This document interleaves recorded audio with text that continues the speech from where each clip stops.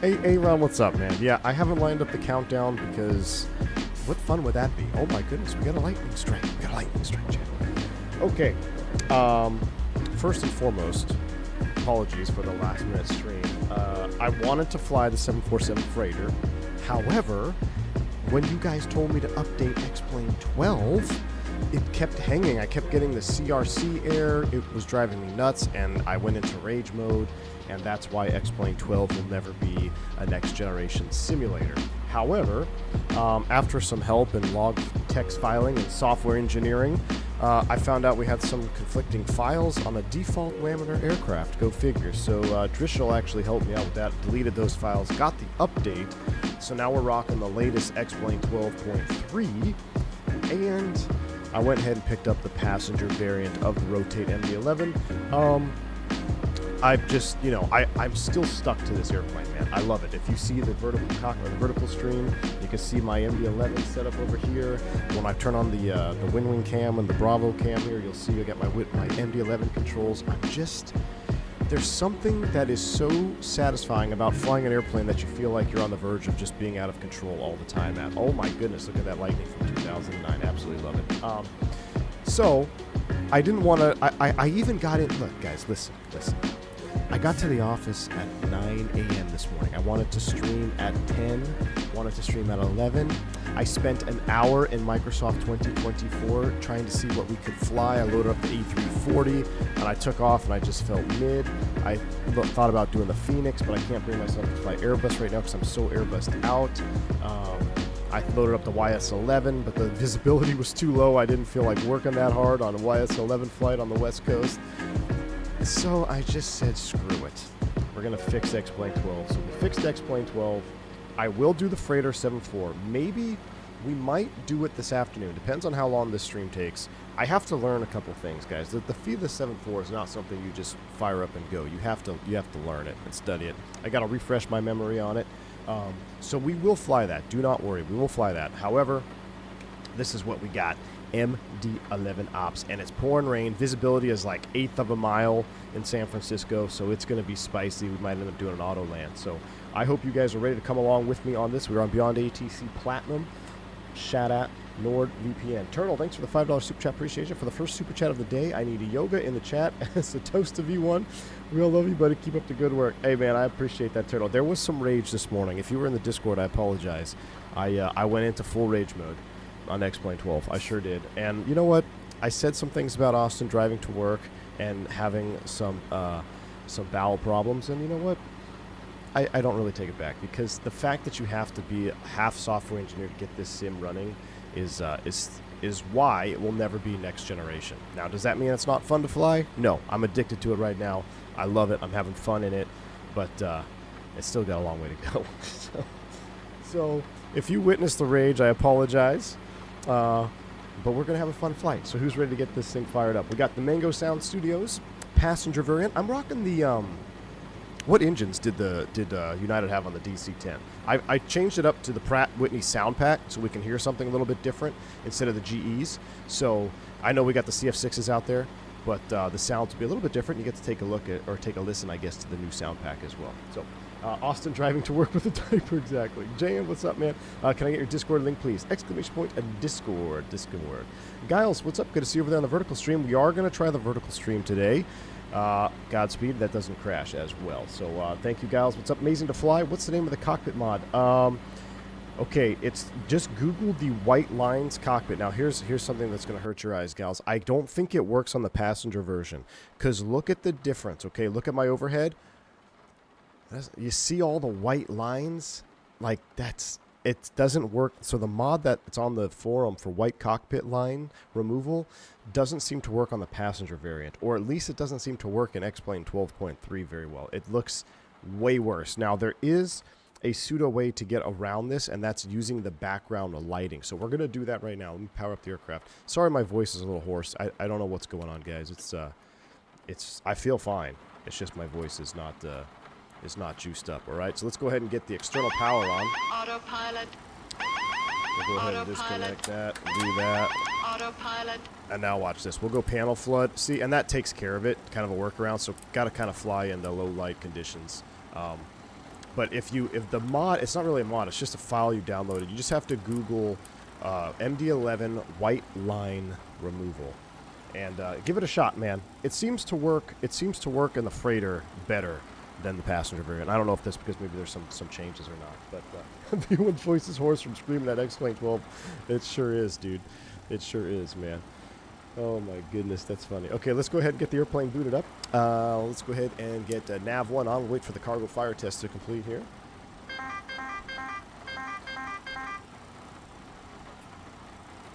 All right, nav 2 and 3 are coming on. That looks good. Emergency power, we can arm that. With emergency power armed. Why is it on? Is it run a test? There we go. Off back to arm. There we go. Engine ignition can stay there. Dome light. We'll turn the dome light on for a little bit here since we're under the cloud layer. Emergency lights come to arm. No smoking can stay off. Seatbelts can stay off. Let's go and get the logo lights on. Get the nav lights. They are on. We'll get the hydraulic test cooking over here. We'll get the defog cooking over here. We'll come down here, clear the caution. We've got to clear some stuff out here. Let's do all of this. I'm going to throw up the hydraulic page. Got to reset my spoiler lever and flaps. I don't know why it loads in like that. It does appear to load in with the spoiler lever and flaps deployed. I don't know what that's all about. So we got that set. We'll come back down here. Let's get you cooked over here. Boom. FMC. FMC. Flight plan init. Initialize ACARS. Thank you much. We'll get that ready to go. Got the MD11 wings out there looking really good. Looking really good. We do have an auto ATC 2243. Let me just throw that in there while I'm looking at it. Beautiful. We'll get VHF1 on as well. And we got to get the, what's it called? CTAF for this place.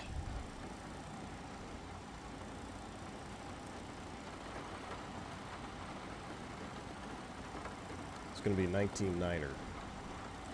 We'll get that loaded up here. Hey, let's just hope we don't have to load the flight plan 15 times that we did yesterday. All right, now I'm kind of curious. I saw some options over here. Can I request load aircraft?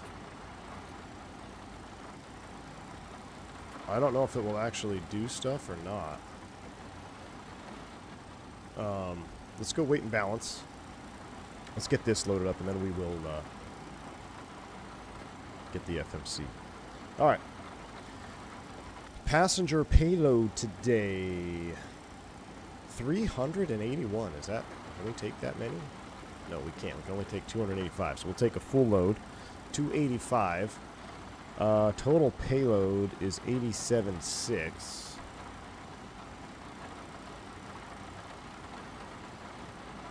Call it 88, but let's max the passenger. Let's get a little bit heavier. All right, so that looks good.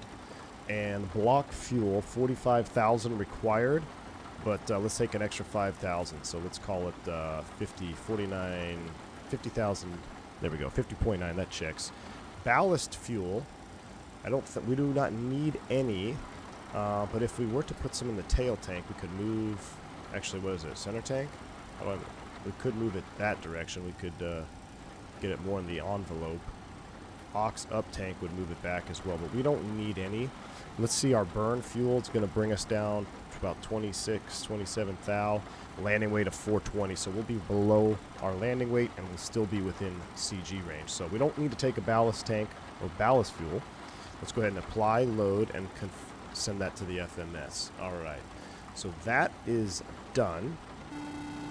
And with that said, let's go ahead and get the FMC loaded up. Don't forget to check packs count on the overhead. Thank you, AJ, for the $3 super chat. Thank you, AJ, for being helpful this morning. Guys, can you believe it? AJ Funari was actually extremely helpful this morning in X-Plane 12. So get some golf claps, positive rates for AJ Funari. Thanks, man, for the $3 super chat. Appreciate you. 285 on the overhead. Exactly. So let's go ahead and set 285. You can't move the last number? Do you just round up? Okay, we'll call it 290. Call it 290 right there. Alright, so that is set. And FMC time. What's the name of the flight model mod? It's in a Discord, my goodness. somebody will have a link to it. I also downloaded, here's a word of warning, I have not done a single test flight, but I did install the latest and greatest flight model mod for the passenger variant. So we're good to go there. Alright, Seattle to SFO. Alternate route? No, but we do have an alternate of Sacramento, KSMF. We'll put that in there. And flight number, we're United 357. Cost index of 75. Cruise flight level today is flight level 390. Alright. Page 2. Here's our weights. This all looks good. 2.6 alternate gas, no ballast fuel. In zero fuel 396.7, landing 432.7, so we should be below. That looks good. Alright. Go to page 3. No need to worry about fuel dumping or anything like that. So if we go to the flight plan page, let's go ahead and get this set up. We'll plan on Seattle 16 left on the Harib 6. Alright, 16 left, Harib 6 departure, and we're going out to Freeport. Insert that. I like to throw this in plan mode here as we step through.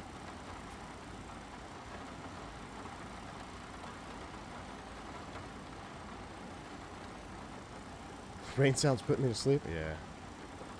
What do you mean? What does what do? Adjust airflow for economy, Aaron? What do you, for what? What did I do for airflow? Freeport. And then from Freeport, we're going to join some airways. We got Quebec 3. Out to Found. Insert. That looks good. From Found, we're going direct to Melbeck for the Stellar 4. MLBEC. And then we'll go SFO. Star. Now, what are they landing? 19s? Are they landing 19s in SFO? For real? There's no way. What are they, what are you guys planning for, Hey, what are you guys planning for San Francisco runways? No way they're landing 19. For real? I don't think I've ever landed on 19. Ever. 19 or left, okay. 19 or left on the Stellar 4.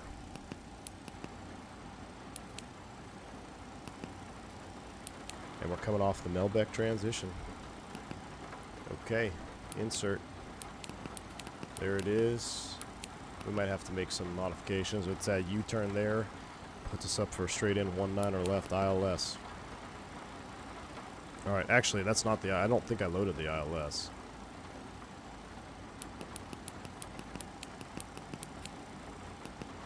We gotta, we'll deal with that in cruise, but, I need, I don't, what's the approach to 19 or left? There is an ILS 19 or left. There we go. Insert. Out to Berks. Okay, now we got more. We got Berks shake all the way in. Excellent, excellent, excellent. Alright, go to the perf page. Econ climb is 338. That checks. Cruise, descent, that all looks fine. We'll go to the thrust to limits. We're going to do an auto TO1, 108.8. It will derate then on its own. We'll leave it in auto mode. Beautiful. Takeoff approach.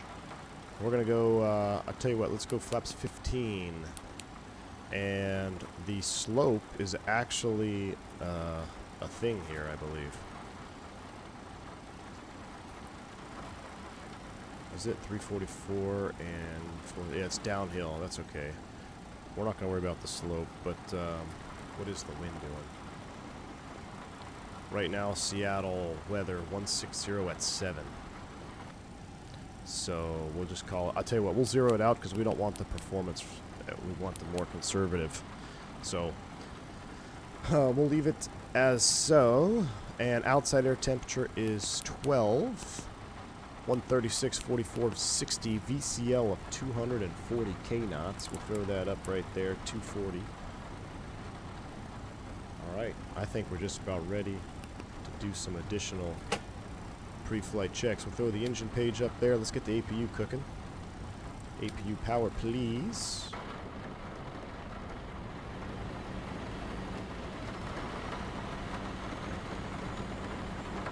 All right, we are on 12.3 today. Yes, we are 12.3. Yeah, hopefully, you know what? I did load in and push back, so the plug-in didn't crash the sim. Confirm.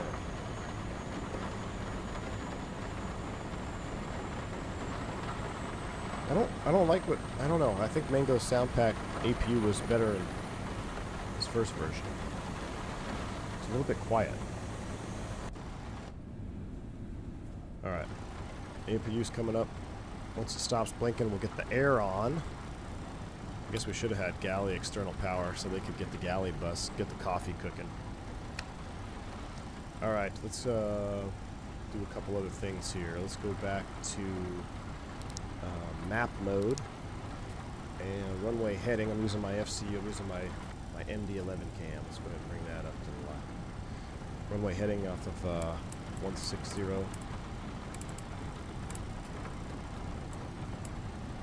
160 is set. No ATCs online. We'll set our top altitude 390. We'll go all the way up. 390 is set. So FMS, nav, prof, armed are all armed at the gate. And what was the altimeter here? Is 2962.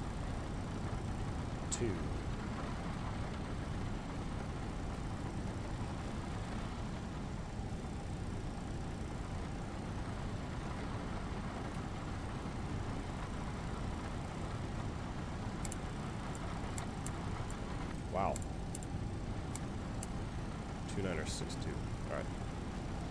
APU is up and running. APU air is coming on. Let's go ahead and disconnect. Disconnect. No smoking seatbelt signs are all coming online. Can we do a little PA? Hello from London. What's going on, man? Can I get a radio check on 19.9? Charlie United 646 Heavy, taxi 16 left via Bravo. Alright, got him loud and clear. Alright, let's go ahead and get out of here. So, that's off. APU bleed is on. Avail and on the overhead. Let's go aux for pushback. Let's go ground ops. Dismiss, close, close, close. Off. Dismiss, toggle, and Seattle traffic, United 357 Heavy, getting ready to push back off gate C at 12, taxi 16 left.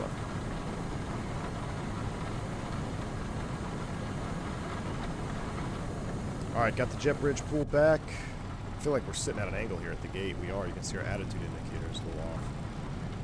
Alright, I've already planned the Ground to pushback. cockpit, Perfect. please show me where you want to go. Ground to cockpit, tow is driving up. Hey, what's going on, Captain? Why no Felix delay? Because I just,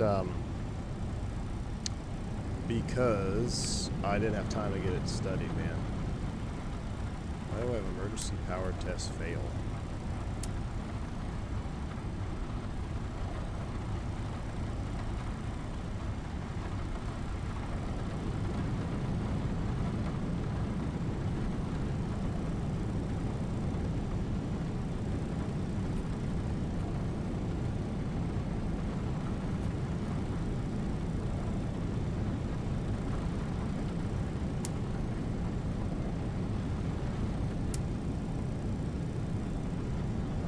Okay, all doors and hatches are closed, ready to connect. I don't know why that's doing that. Maybe I was supposed to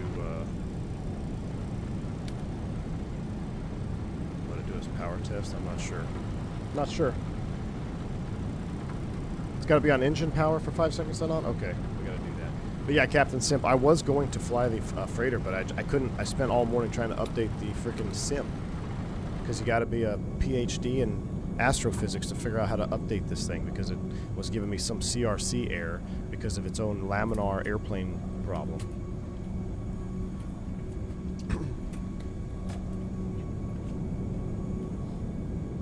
Wow, we got lightning in it. We got a 380 behind us. So connected and bypass pin inserted. Release parking brake. I never did find that. Alright. Starting pushback, and you may start engines. Alright, brakes release, cleared push. We got a 380 coming into, oh, look at that. That is sick, actually. Let's go ahead and start one, just because we're going to be looking at that. I want to look at that side of here. Oh, ignition. We'd used A yesterday. Let's use B today.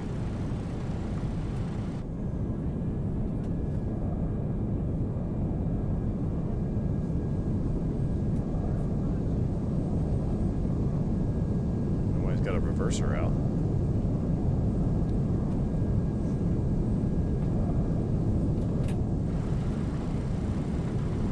It's 10% fuel on.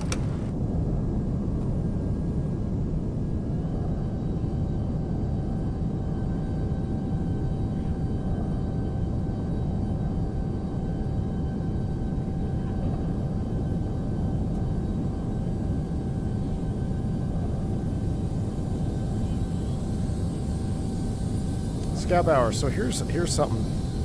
You guys tell me. So Blackbox 711, great dude on YouTube, he was flying the TFDI big update in 2024.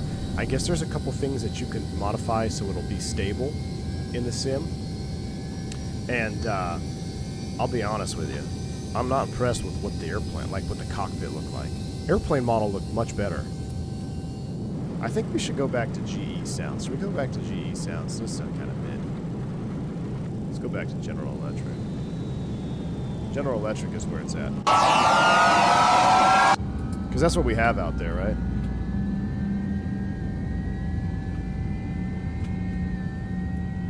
Now it's going to do a little bit of a sound bug because I switched over after we pushed back, but sorry, diabetic lad.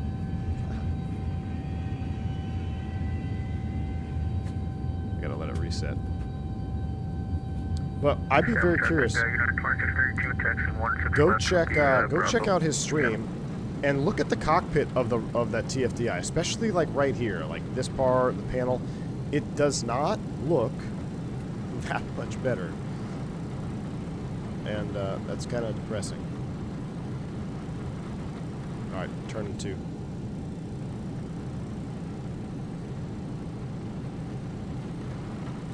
Yes, the puddles actually look much better. It's kind of a half-ass pushback right here. 7, 8, 9. Operation complete. Set parking brake. Brake set, clear, disconnect. Disconnecting tow. Default Standby. Seattle, Gus. Yeah, default.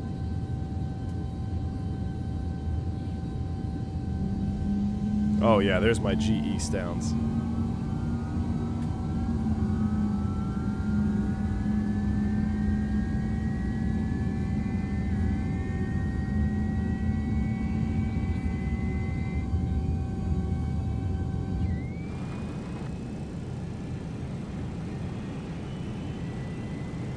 Start on 3. Number 2. It's a nasty day in Seattle.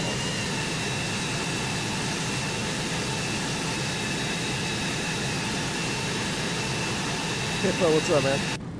You got confused.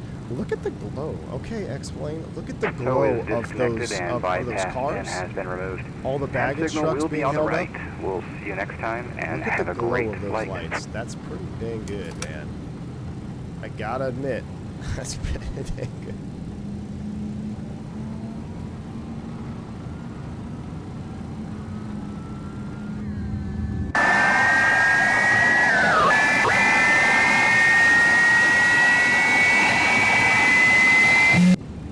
Oh, I missed. I changed the camera right at the light off. So loud.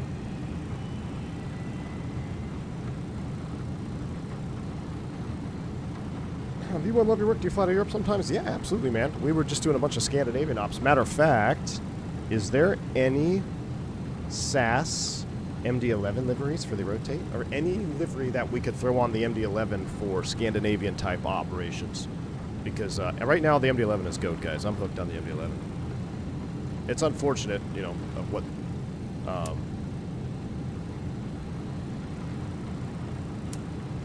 of what's happened, obviously, with the UPS crash and the timing of me liking to fly it in the sim. But as far as sim planes go, it's just so much fun to fly. All right, we need stab of 5.9.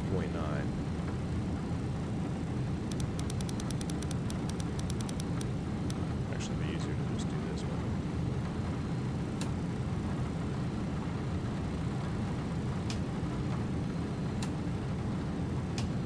All right, stab 5.9. We're still getting EMR power on. I guess we'll let it rock for now. We'll see if it sorts itself out. We're doing flaps 15, right? Dial of flaps selected to 15. Flight control check.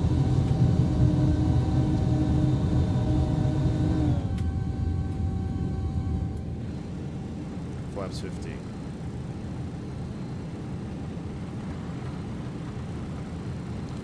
Well, what's going on with that?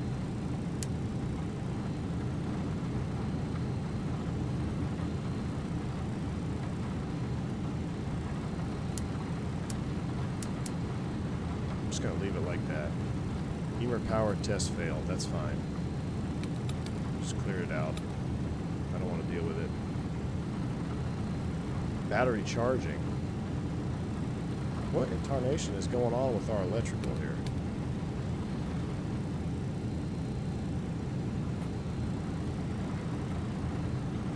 Channel United 646, heavy departing 16 left. Sacks down there. Here remain. Or 6 departure, sorry. Seattle traffic United 357 heavy taxi 16 left. Let's go. We'll see if it sorts itself out.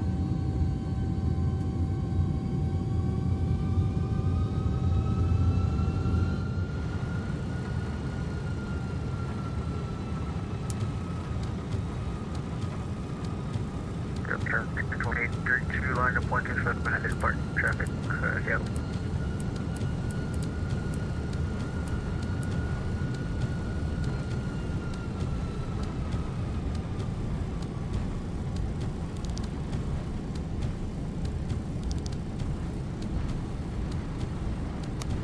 Paint anything on the ground here? No, I guess not.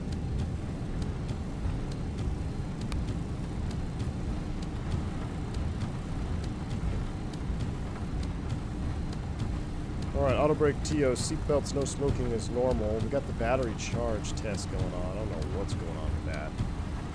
I'm going to put you on the engine page for now. I need my MD11 professionals in the chat. I screwed it up when I screwed something up with the power up sequence.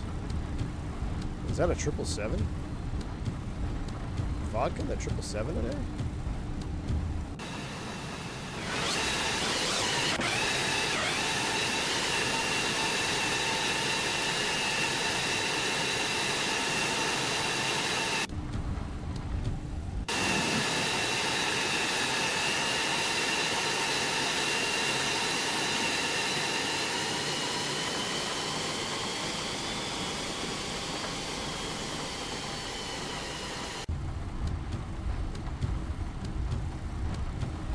Alright, runway heading is actually going to be 165. 165, we got terrain mode on. We should turn the brightness up, actually. Get our terrain mode. Brightness up for terrain. Profiles armed. VCL, what was it? 240. 240, okay. Man, last night our VCL was 268. Pretty heavy at LAX last night. I think everything else is set. Everything's armed. Flaps are set. Is there a takeoff config? Check anywhere? Like the Airbus, perhaps? No? Model matching lights because the models never got updated to 12. Unfortunately, there is a tool on the forum which fixes them. Ooh, that would be nice. Yeah, the model matching lights aren't very good. I gotta hand it to X-Plane. The rain, like the reflection of the centerline lights. You see this? When they're wet, you get that glow. It's not bad. It's not bad, guys. If you set EMR power to off for a few seconds and back to arm, I think it will return to normal. Okay. Let's try it. let's go off. Let's just let it stay off for a second, and then go straight to arm.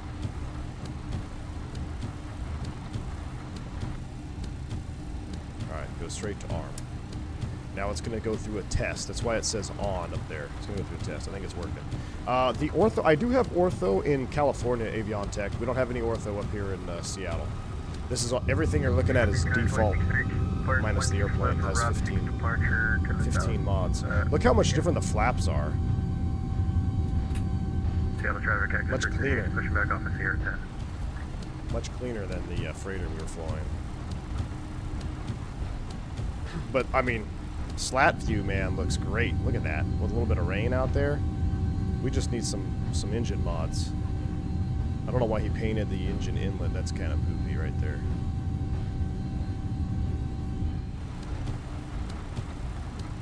Any chance you're going to fly the X-Crafts anytime soon? Not anytime soon, man. I don't want to spend any money on it. I don't own them. So I own the X-Plane MD11. So I didn't have to spend any money. But I did buy the passenger variant, so I lied. I spent $30. I realized it was $30 if you already have the freighter. So I had the freighter, so it was only $30 versus $80. So I went ahead and picked it up. So now we got battery charging, which is probably normal. Why is our beacon off?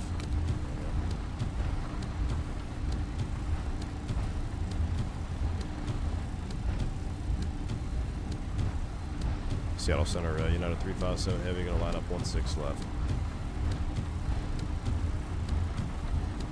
Making sure nobody's on final. I did not get the extended night lights on. No, I was spending all day updating everything, man, and since today is a daytime flight, I didn't get the night lights mods installed yet.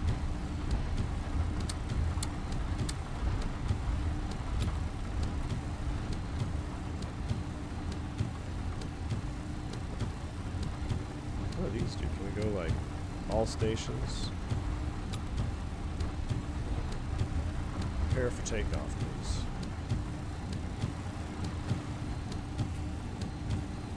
We don't need this anymore. We're gonna just fly the Harem 6. We got no ATC online. 390 is set. Alright. Seattle traffic, United 357 Heavy departing runway 16 left.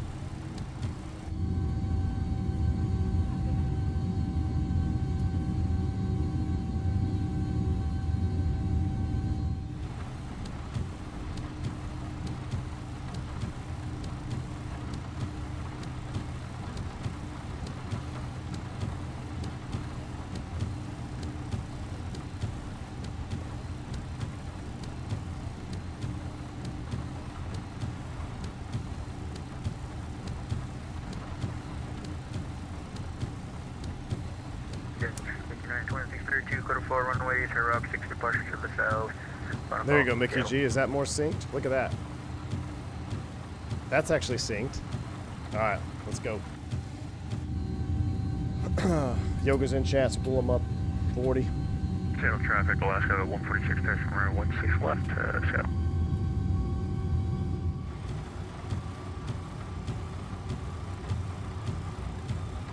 Seattle traffic. Auto flight armed. Spool him up. America West, correction, Cactus, 338, taxiing 16 left via Bravo traffic.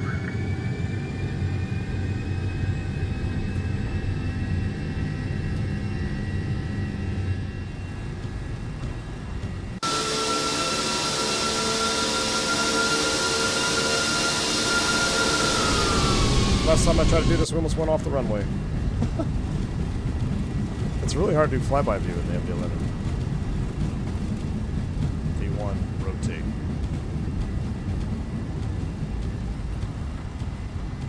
Positive rate, gear up, flyby.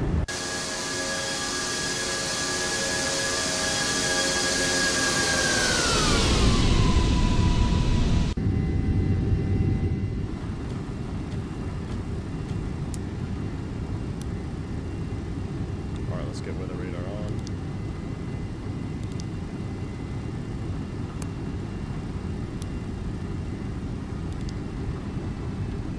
There's reduction, lower the nose.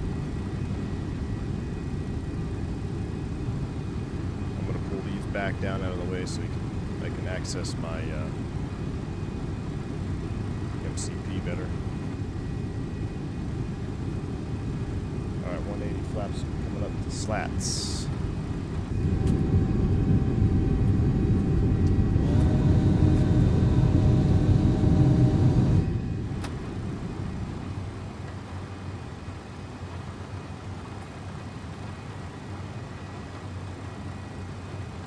It tells me to climb up there at 18 degrees nose up, but I gotta accelerate here.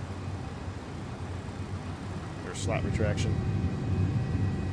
After takeoff checklist.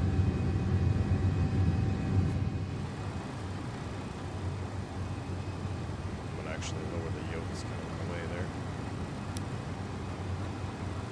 Alright, get ready for the left turn. After takeoff checklist, that's coming off.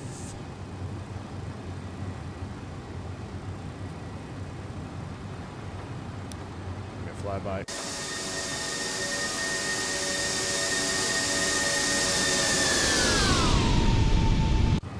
A bit of a breakout here. It's plus 14C. Don't need to worry about any anti-ice right now. Bank angle check to the right here. Channel traffic, not 357 heavy. Departing the area to the south out of 6.2. Last call zone. I think if my mic wasn't transmitting, I know what it is. I had to unplug and replug my microphone. Beyond ATC Platinum, sometimes I have to like reselect it. And here we go. All the good things about X-Plane 12, but then you have this rain situation. Just keep your eyes inside. Keep your eyes inside.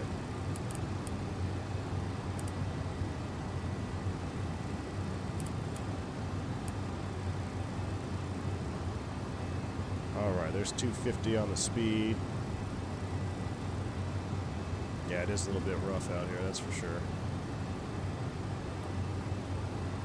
Feel it. Got pretty good wing flex on the MD11 too.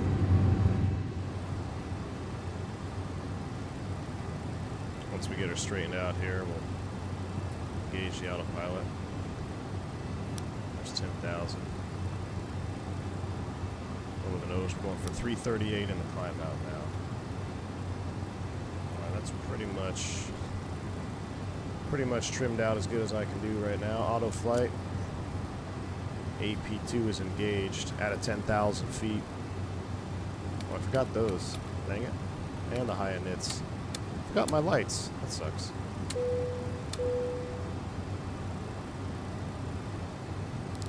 Alright, we're gonna stay on route. Looks like it's gonna take us around some of that nasty up there. Yeah, we gotta fix the rain, man. The rain is junk, dude. Rain is terrible.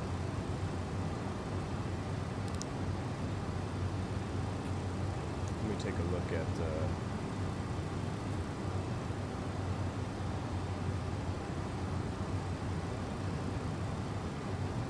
Test. There we go.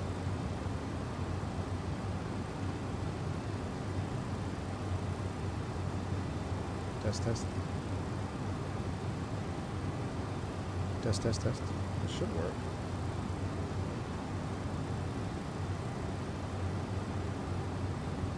Testing. Okay, fine. Okay. That's weird. All right. Greg Keen, thanks for joining the channel. Become a private pilot, man. Appreciate you. All right, outside air temp still plus 16. I tell you what, if we cut the corner here from FEPOT, we can avoid some of that. What's after FEPOT? Let's go flight plan.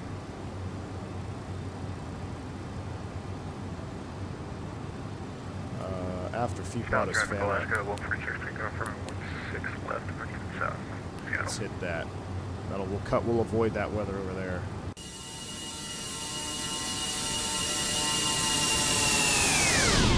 Cannot see anything.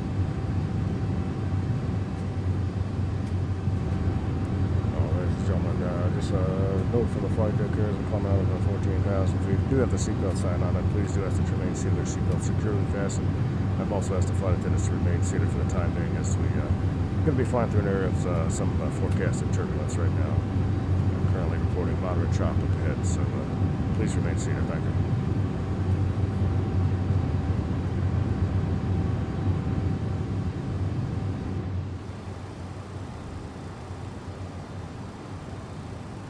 We'll redirect it here. Straighten out the line. Hoping we'll get a breakout. We're at 10C now. Get the engine ice on. Should be able to go to nav 1, right? There we go, nav 1.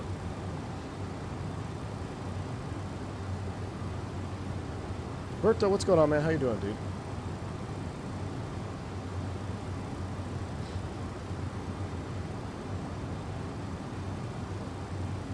You want the G-loading camera? I don't know why you like it, man.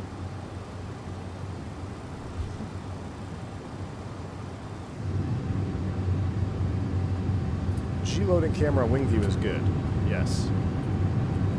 But cockpit view makes me nauseous. How's the road capability TFTI? I'll tell you what, I haven't flown TFTI in 2024 yet since its update. It hasn't been updated for 24, but I have more fun in the rotate than I ever did in the TFTI in 2020.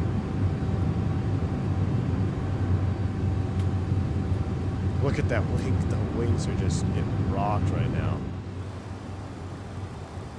Look. Look at this. If you're in the jump seat. Whole new word, whole new definition for light chop.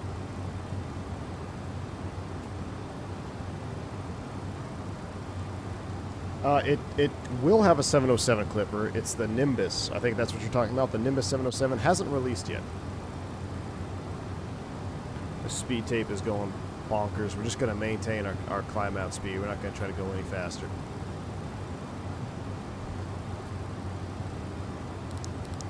Oh. That might be a problem. Flight attendants, please take your seats.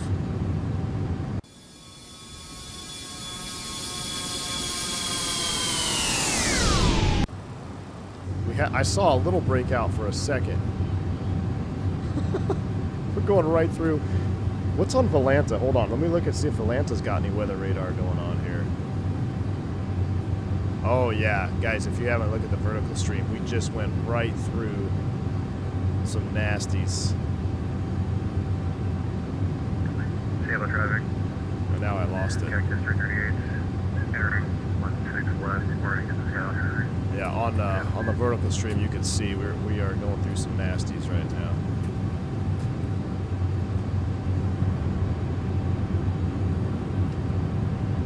The dreaded flight attendant seats, PA puts a feeling of dread to use a passenger. Yeah, whenever you hear the captain come on board and say, "Flight attendants, please take your seats," it's time. It's about to go down. Or the frantic. Flight attendants, please be seated immediately. That means you were caught sleeping at the wheel up there, and you realize you're about to go through something that you were not planning on going through.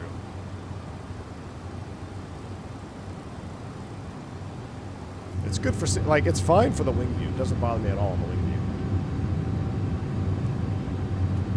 But we should be breaking out here soon.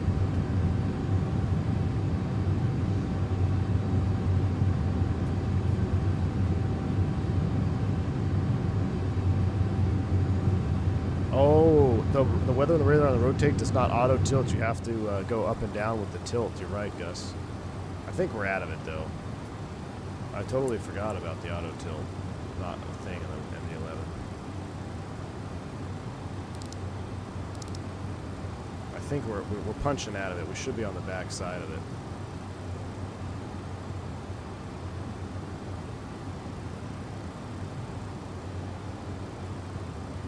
Got some decent chop.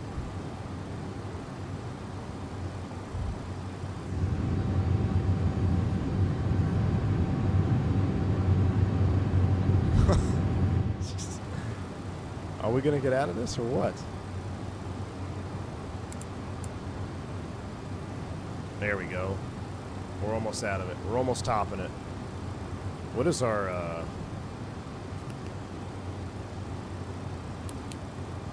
optimum 37 max 41?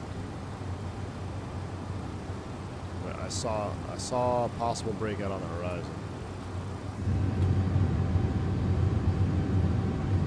Does Flight Sim 2024 simulate turbulence better in 2020? Yes. 2024 is way better than 2020.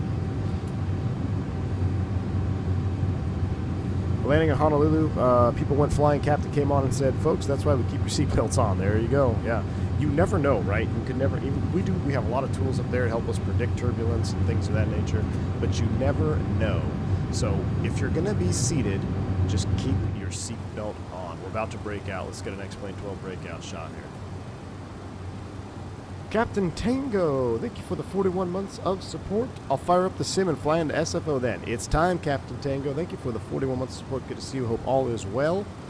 Fire it on up, because that's where we're headed. SFO. That actually, those clouds don't look half bad, Chad. That does not look half bad. I'm going to do a lot of wing view instead of engine view, because the engine painted nacelle is kind of bothering me. That is not too bad right there, though. Fly on into SFO, Captain Tango. We've got, let's see, so we're messing with this. Distance to go, estimated touchdown at 17:10 sim time. That's, you have 1 hour and 20 minutes. So you want to land at the same time. All right, we'll go ahead and break out. That's coming off. Engine anti-ice is coming off. Logo lights can come off. Tell you what, smoke them if you got them.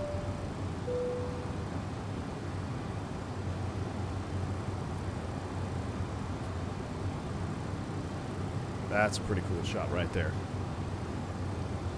Clayton, what's up? Says, V1, thank you for making me buy X-Plane. I've just done a long stint trying to figure out the Challenger mod. Literally from when you ending the last stream to now. Wow, dude, you've been up all night. Well, I don't know what part of the world you're from, but that's a long time. Well, hope you enjoy the Challenger mod. The Challenger is a great airplane, man. It's one of those things, it's just on a personal level. I just don't have an interest in flying a Challenger jet. I wish I did, because it's a phenomenal add-on, right? I can't, I don't get motivated to fly it. I'm just like, meh. So, but that has nothing to do with the mod. It's just a personal preference. X-Plane 12 equals Yap stop mode. Gus. Man, Gus, we watched that TAM incident last night. I don't know if you caught any of it. That was pretty terrible, man. Right, I'm going to turn on my pseudo noise canceling. We'll go about 50% volume here. I wish I could turn those hydraulic pumps down a little bit. Might have to talk to Mango about that. That high pitch humming there, I feel like that's a little too much. We don't have our aux on, do we? No. Seattle traffic Delta 1413, establish on the localizer by 16 right, 10 miles. Switch over to Unicom here. Alright. Alright, ladies and gentlemen, from the flight deck, just an update here. Finally found some smooth air here above 34,000 feet. We're going to leave that seatbelt sign on for a little bit longer. I do ask that you may see in case we run into some more bumps, but just as for your own information, it should be smoothing out here as we climb all the way up to 39,000 feet. Got 1 hour and 10 minutes left of our flight. The no smoking sign is off, so smoke them if you got it. We'll update you on the arrival information as soon as we go a little closer. Thank you. All right. 36 for 39. Hop into the jump seat back here for a minute. That actually looks pretty daggone good, if you ask me. Now, I want to see what it looks like with lights off.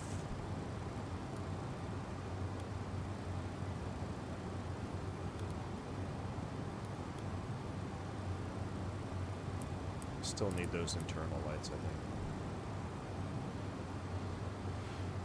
I think. Not too bad, guys. What do you think? Not bad? Not bad. Another 1,000 feet to go. Vodka, I'm on the same route. I just cut the corner, dude. I cut the corner to catch up to you. Are you, yeah, you're the 777. I'm looking on the vertical stream. You're the United 646. I'm going to catch you. I went direct to Famuk. So I'm catching you. What's your altitude? 38? You shouldn't. You should be able to stay in front of me though. You're in a 777. Yeah, you're 646. I'm tracking you on the vertical stream here with our Volanta. But we are pretty clear. If you don't know what I'm looking at, I'm on the vertical stream. Optimized for mobile device, but it's good for our flight tracking and to get the 24/7 cockpit cam here. Oh, this is cool. Somebody posted a screenshot. Oh, that's awesome. In San Francisco. Right now, San Francisco is getting hammered, so I don't know which way this system is moving, if it's moving north or south or east. But just south of San Francisco is some serious returns. So we'll leave that tracker up for right now. But as soon as we get south of Portland, it should smooth out here. Bill's Mafia, exactly. Soon the interior cabin will be all battleship gray. Yes, indeed. Oh, speaking of, I got to check my fantasy football lineup for tonight. Do I have anybody playing tonight?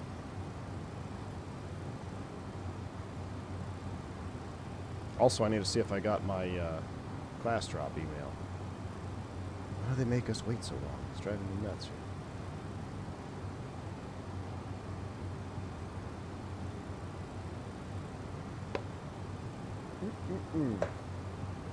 It's moving south. Okay.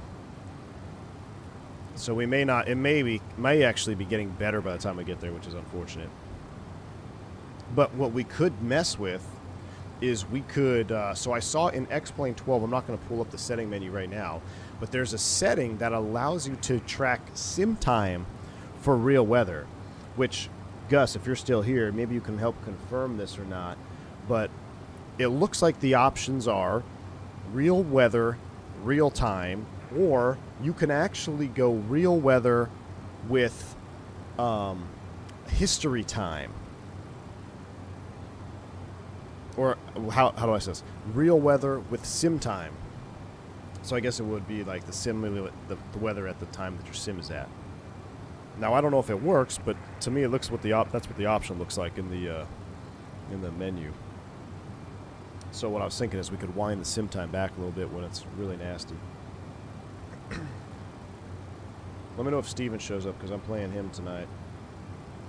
Yeah,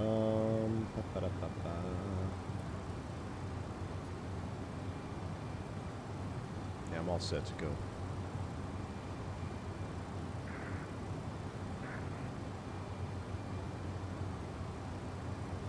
Guess who became full-time at USPS? Captain Minnesota. Nice, man. Real weather history time is current date and time, but weather is from 12 months ago. Oh, historical time is valid for 12 months. So if you move our time forward, you will lose last year's. What if I move time backwards, Gus? Will it go backwards? So, for instance, if I land at 9 a.m. sim time, will it give me 9 a.m. weather in San Francisco? Clay Under Seal, I do use a texture mod, but I don't know if it's actually working. It's what you need to research, because it's not even a mod, it's just a file that you download. It's called, or just Google MD11, rotate MD11 white line mod removal. And if you scroll down, it's a forum thread. And if you scroll down, I believe Phoenix NL or Phoenix Galaxy, something like it, he posted a download with the permission of the other guy who made a mod. And you just download the files and throw them in your MD11. Now, what it does is it removes a lot of the white lines around the gauges. But I will tell you from personal experience, I think it works better and maybe only on the freighter version. I wonder if there was some changes to, there is some changes to this overhead, with passenger load and with all the attendant call push buttons and stuff. So it may not, and it may, or maybe it just doesn't work as good in 12.3. In 12.2, it actually worked really good. The trick is, to get rid of those white lines, is to get those backlights on. You see, this actually isn't too bad when I zoom in, but you'll see these white lines streaking on the edge of all the switches. So if you just throw on that backlighting, it's pretty good.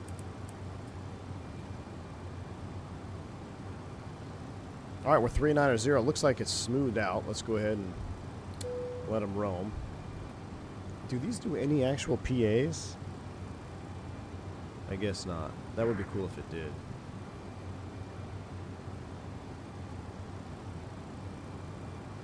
Alright, we'll zoom it out. Now we can just cruise. We're doing 8.3. We can bump that up a little bit. Let's do at least 8.5.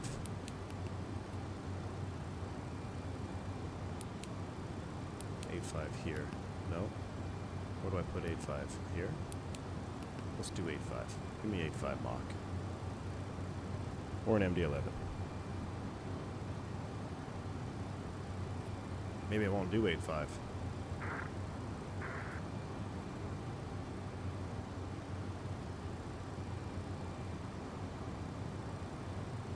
Okay, fine.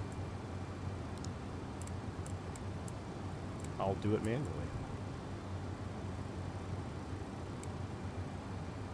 8.5 Mach.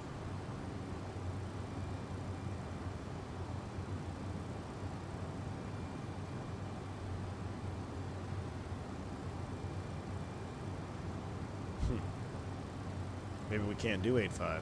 We're already at our max cruise limit. Alright.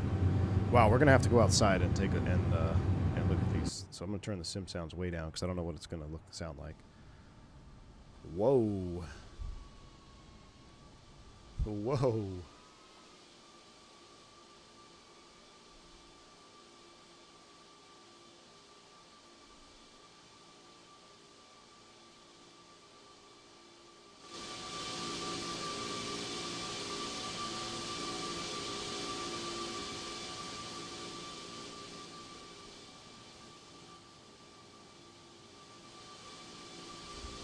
I guess I'll just keep this up and change my X-Plane sound settings. I mean, that looks pretty dang good, man. Let's do a flyby.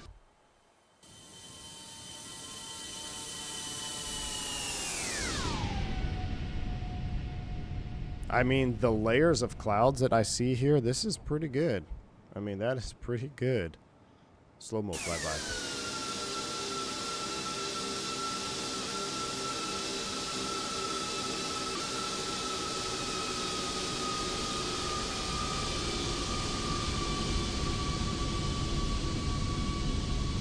What is the best passenger livery? Not necessarily because it's your favorite airline or anything, but the actual livery that we have available for the MD11 freighter. Like, has somebody done, like LAUB, or has somebody done a really good livery on the passenger version? This one is pretty good. He's got the gray and the blue right. The only problem is the engines. The engines drive me nuts on this. You see how he's got the lip painted blue here?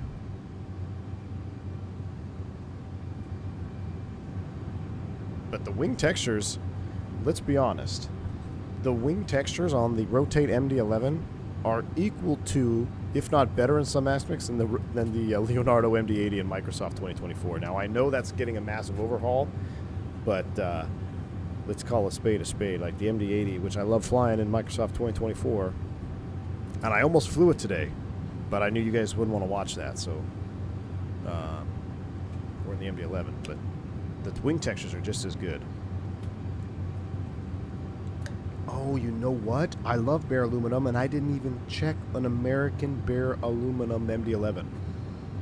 Got to do that next. You're absolutely right. MD11 bare metal American.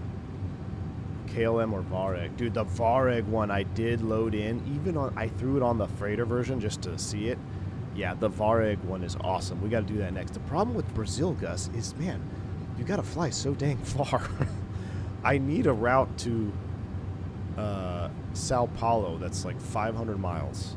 I try to keep my streams routes about 500 miles apart. You know, MD11, we can maybe go 600. 700 miles is starting to push it because we can go faster. Keep the stream time around 2.5, 3 hours. You know, anytime you start going outside of that, it just starts getting real long.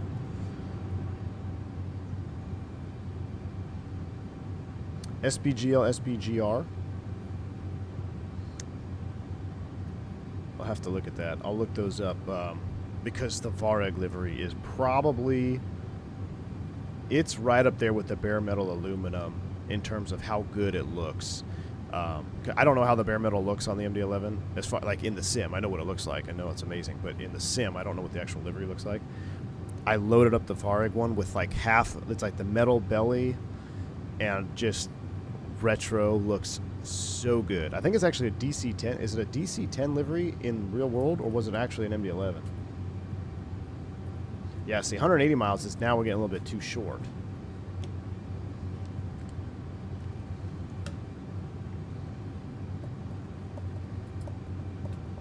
I don't know if anyone else is facing the issue with the control, but for me, most of the scenery either doesn't load in or doesn't download. Man, I wish I could help you, Rainbeer, but I spent 3 hours this morning trying to update my sim, and I found out it was just like a corrupt laminar aircraft file. It was glass.dds or whatever, which I had nothing to do with, so you guys can't blame me for that. But yeah, it's a pain in the butt sometimes. And then, so after I download, I get the airplane downloaded, okay? Actually, no, back up. 2 hours go by, rage mode in Discord. We get the, finally get X-Plane 12 updated, okay? And this is, I spent almost an hour in 2024 going through airplanes to fly, and I just nothing excited me except the MD-80, and you guys, I knew you guys wouldn't want to watch MD-80 again. So, and there was no good SFO. I don't have an SFO scenery. I don't have the Flight Beam 1 installed. So once it got working, X-Plane 12 update got working, I was like, okay, go back, install the MD11 passenger variant, and then it was, okay, so now I need the flight model mod. Oh, there's a new flight model mod. It's for the passenger variant, so I have to go back, download the passenger variant flight model mod, put that in there. Then I got to download the PFD real color mod. So go get that PFD real color mod, get that, download that, change the PFD color, make it more realistic. Then I'm gonna go download the white cockpit line removal mod. Go get that, throw that in there. I don't know if it worked or not. Threw that mod in there. Okay, that's all done. Now I need to go get the sound pack. So go ahead, get the Mango sound pack, get that download, throw that in there. Okay, got everything running, and we're like 2009 standards in terms of visuals, except the leading edge is legit. If you put this leading edge could pass in 2024 100%. This looks so good. The engine is not bad. I think it's just this particular livery. You can kind of see some ants around the rivets, and of course he painted the inlet there. But the glass, the window view is actually not bad on this either.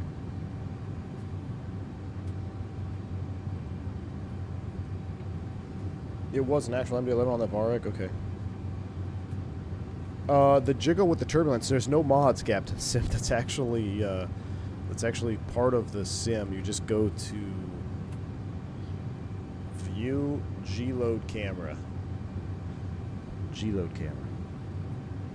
And Scalber, you're 100% right, and that's a big reason why I enjoyed leaving X-Plane. It is a full-time job to maintain X-Plane. Easier to maintain a full motion level D sim. It's just, there's so much you got to do. And last night, so we set up for our long haul stream, right? And I have all my stuff, almost all my stuff. I always turn off auto update. I can't stand auto updating anything. And this is a reason why. The one thing I didn't have auto update off of was Volanta. I boot up Volanta, it auto updates. I'm like, oh well, screw it. It's just Volanta updating. All right. Load into our sim. We're in LAX, nighttime. The vibes are high. You know, we got 400 people there ready to watch our night departure. Pushback, connect, tug, crash the desktop. No error code, no nothing. Just done. Okay, that was weird. Maybe it was a fluke. Relaunch the sim.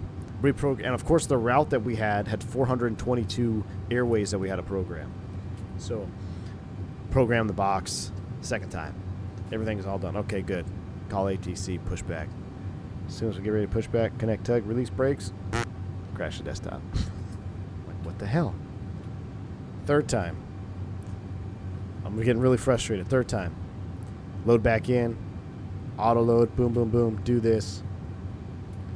Pushback. Crash the desktop. It was after the third crash the desktop that somebody mentioned in the chat that Volanta had an update that would cause X-Plane 12 to crash on aircraft movement. Okay. Loaded up for the fourth time. Deleted Volanta. Deleted. Volanta's gone. Load everything up. Feeling good. Vibes are slightly coming back up, but they were in the toilet for the second, third crash. All right. So now our fourth time, we're in, ready to go. Push back. Crash the desktop. I'm like, what the heck? right when I'm ready to Alt F4 the stream, somebody said, I can't remember who it was, said, it's probably still in your plugins folder. So even though I remove Volanta, you have to, you have to deactivate it from something else. So I had to remove the plugins folder and then deactivate it from another setting. Okay. Load back in. 5th time. We programmed the MD11 5 times last night. Pushback worked fine. Not a hiccup the whole flight. Watch green dot, whatever. And it's an example like that. That is why I do not do auto update. Because if nothing is broken, I don't want to fix anything. I don't want your fancy new updated Navigraph that has one fix that changed 422 countries away, where I don't need to worry about it, and then they find out that there's a corrupt in that nav data update anyway, and people are getting CTDs. So who cares? Like, I'll update it when I need something to be updated. But yeah, Turks, typical X-Plane 12 experience. It took us an extra hour on top of our 3-hour flight. Those clouds look really good down there, though. Goodness. Robert, there is. So American has the best retro liveries in the country. And the best 737 livery of all time is the Astrojet. And I actually have a model of it, a Gemini G200, of the Astrojet 737 bare metal. It's fantastic, dude. I wish they had a retro one of like the old livery. Like just the red, white, and blue stripe. Not Astrojet, but a bare aluminum with the stripe. They have that. They have TWA. They have NorCal. Or no, what's the California one they have? I've drawn a blank. They actually have a Reno Air, I think, as well, right? They got a lot of heritage liveries. U.S. Airways, Piedmont.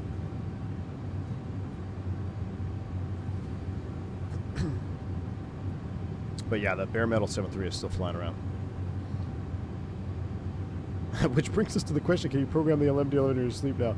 So inadequate. It's funny. I get home, right? I'm on the couch with the wife, and I don't know what dude. I was so tired after that stream. I literally just I don't even remember falling asleep. I was having a conversation with my wife, and I passed out. And I woke up at 3 o'clock in the morning on the couch. I'm like, what the heck? And this morning I was like, what happened last night? She's like, yeah, I went to say something and you started snoring. I'm like, huh. Well, that's just what happens when you have to deal with X-Plane for 4.5 hours. It just drains your soul. Limiter should make sure that the mods are as good as the high price tag. Yes. There should. I wish there was a... what is not like a gateway, but I know what you're talking about. AirCal, that's the one. Yeah, AirCal. What programming MD11 FMS will do 4 times to a fella? I know it. TAM has 2 MD11s while Boeing delayed delivery of their 777-300 ugliest livery ever. Really? TAM had 2 MD11s? Wow. What's up, Carlito? I move away from Volanta to Elevitex. You should give it a try. Well, the only reason I have Volanta is for the vertical, for the flight tracking. So it's nice to have a flight tracker, and I like how Volanta tracks stuff and the overlays and stuff. And it's just what we were talking about, Carlito. I have no problems with Volanta. So why would I change, Carlito? What's the other flyby? There's shift 2, there's shift 1. Isn't there one more flyby?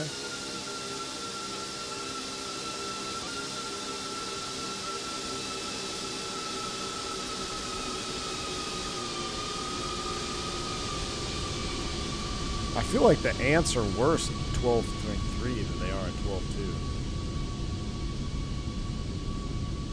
We need to fly AirCal 146, day of a regional pilot in 1984 again. No, thank you. Dude, that was exhausting.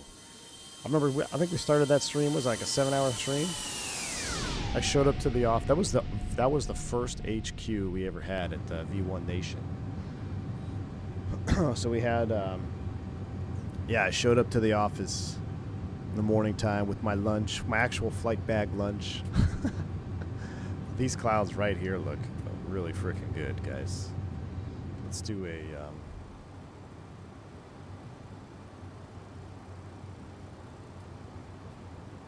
Like those clouds that are by themselves right there, that actually looks really good. Yeah, and then what was it, like leg 3 or 4? We iced up, hit an invisible wall and crashed 4 times in a row.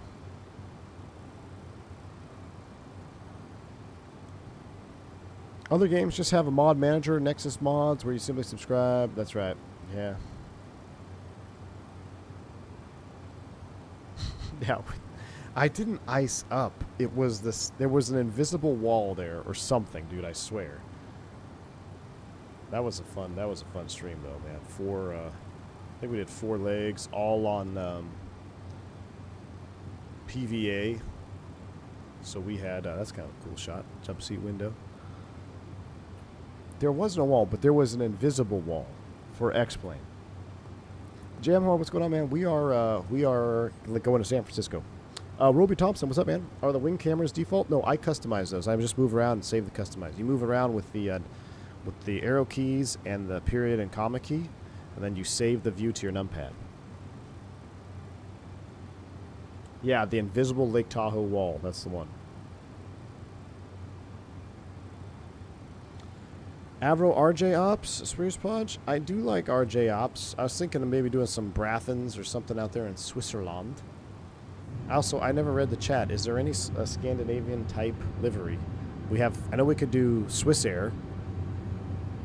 I know Swissair is not Scandinavia, but at least in that part of the world. I'm trying to think where we could fly. Could we do a Finnair hop from Scandinavia to Finland? Probably not an MD11, huh? What about Iceland Air? Did Iceland Air have an MD11?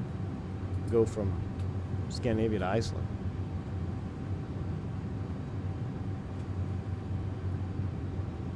Gus, I know it's in that part of the world, but I got crucified for confusing Switzerland and Scandinavia.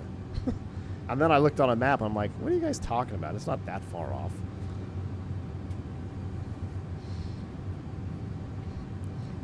Swiss is in Europe, Finland is... Yeah, but they're all in the same geographical location, Gus. Gus, Europe is the size of Texas, okay? So to me, they're all in the same... They're all drivable, all within drivable distance. If you're going to SFO, why are you flying over Africa? We are not over Africa. We're over... over the West Coast, man. Texans the same as California. I know the Alitalia MD11. You know what? Hey, Miss V1's in the house. Yeah, see, leave me alone. Clouds do look fire, Santiago. What about how far would it be to go from somewhere in Italy? Rome's a little too far south, isn't it? Well, what's the distance from Rome to the international airport in Scandinavia? I need those ICAOs with SkyVector it, because I would love to do it. So I had an uncle, yeah, uncle I think, who flew the MD11 for Alitalia. Also flew the classic 7.4, I believe. We could do, yeah. What about Milan? Milan to Scandinavia on an MD11. That'd be kind of cool. Arlanda to Rome.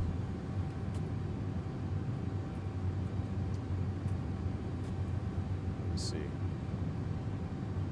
Let me do some sky vectoring here. What's Arlanda?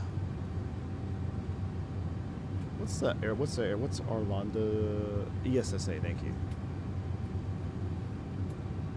Stockholm, Sweden.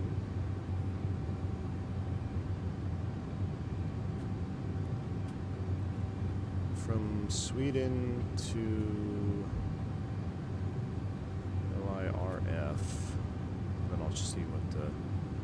That's 1,000 miles. That's not not doable. Where was that really cool airport we circled to land at? The island. We did it in the 727.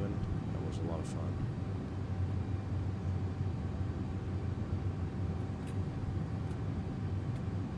I do owe you guys some Euro flights. Can you get an MD11 into,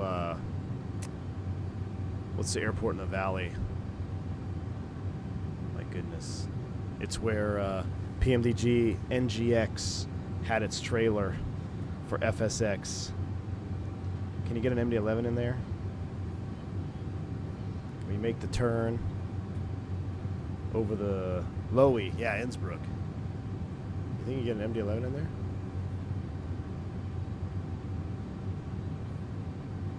That would be spicy.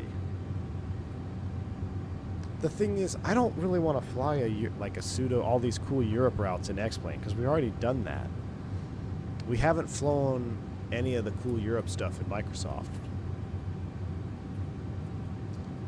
When we do the 7.4, probably tomorrow. I gotta refresh. I've had it since yesterday. I was gonna fly it this morning. That was the plan. But because X-Plane 12 is atrocious at updates and stuff, I had some issues getting the sim updated, so I didn't do it. Ran out of time. You can get anything and anywhere with enough SOP braking. I guess that is true. Chamhar, it's an MD11. Rotate MD11.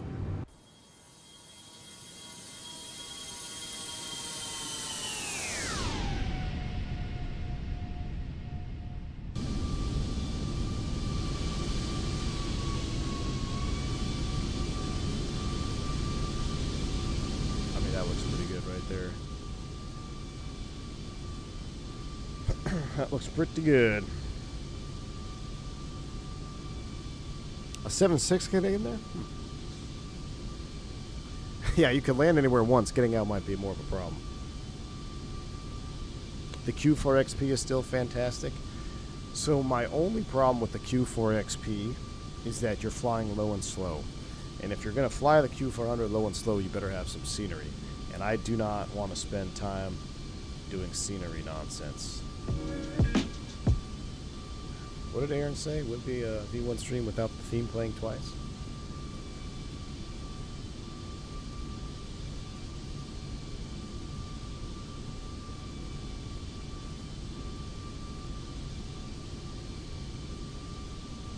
Well, 40 is greater than 35. Age before beauty, they say. That's right.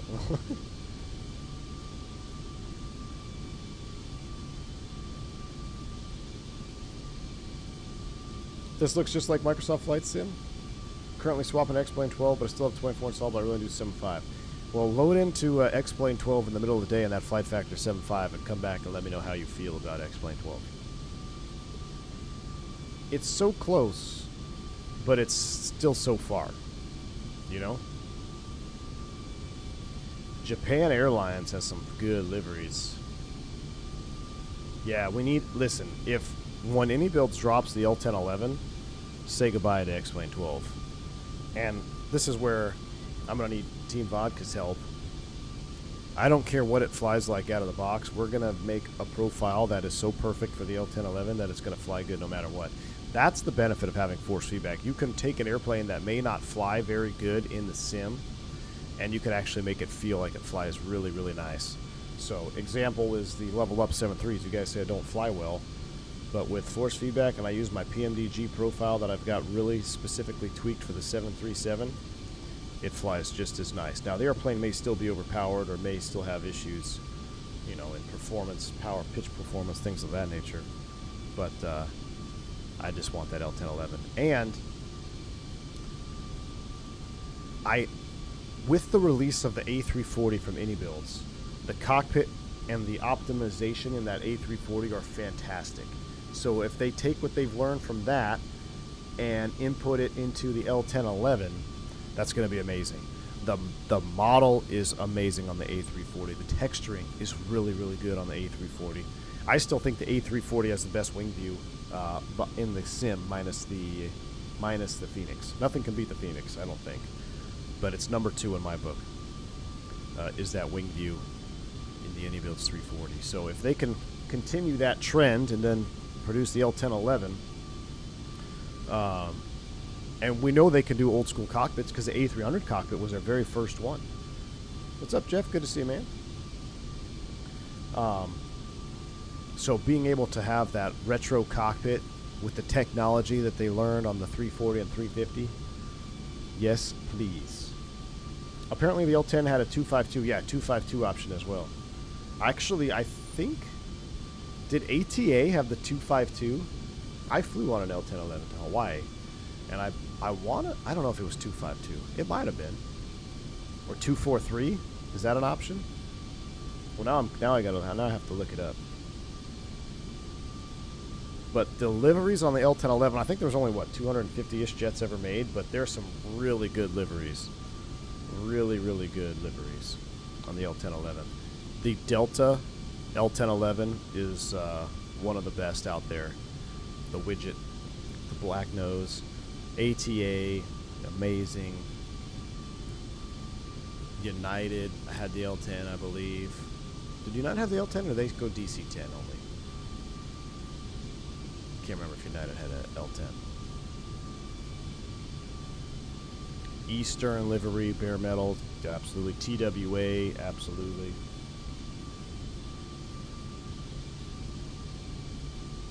The L1011 was good, but never had a chance because the DC-10. That's the problem. Well, no, the L1011 was much better, much superior design, but it couldn't carry as much, and the DC-10 shut it down, and basically, that's all politics, man. It's just all political BS. The DC-10 was racing against the L1011 and ETOPS, and they cut corners and they shut down the L1011. Right? They took all the McDonnell Douglas captured the market hastily, right? And that haste killed a lot of people with the DC-10. L1011 never had a design flaw crash. Now I think it had what, 10 hull losses, all of which were either pilot error or something like that. It had nothing to do with design. There was no design flaw. L1011 accidents, like the cargo door, not on the L1011.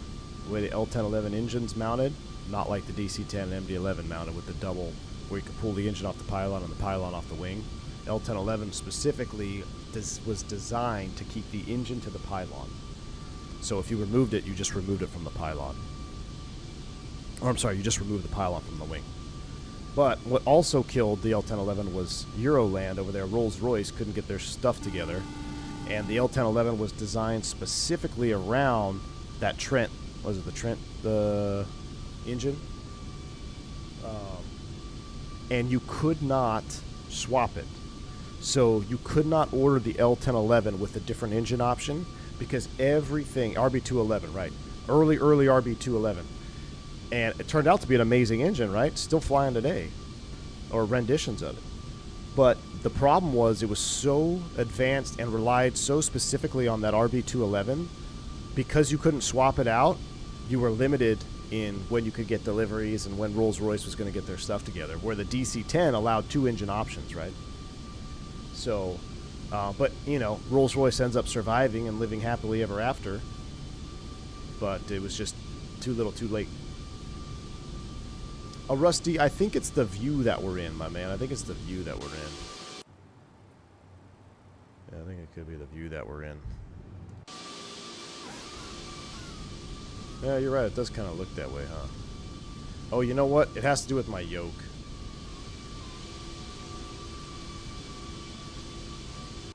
It seems okay, though. We're trimmed out 6.7 units.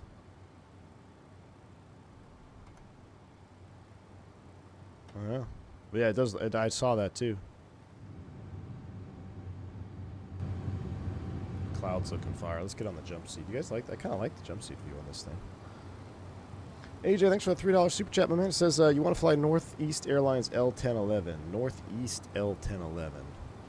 If you know, you know. I don't know. I have to look that one up. Thanks for the $3 super chat, though. Northeast L1011. I'm gonna look it up because I'm a L1011 fanboy. Northeast L1011.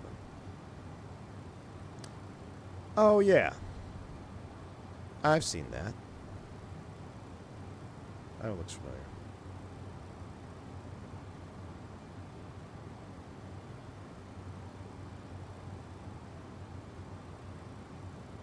They ordered the L1011 but never took delivery before merging with Delta. Another victim from Delta. Another saboteur. I believe Rolls-Royce had to bring in a lot of retired engineers from the war to rescue the RB211 project, the company government bailout. Yeah, they got the bailout, and then I think you're right, man. They had to do a lot of things to get that engine up and running. But it obviously, I mean, imagine if it was, let's just pretend the L1011 captured the market, right? And airlines waited it out. The DC-10 fell by the wayside, okay? And now you've got the refined RB211 where you can maybe order it with more thrust and have a little bit more capacity.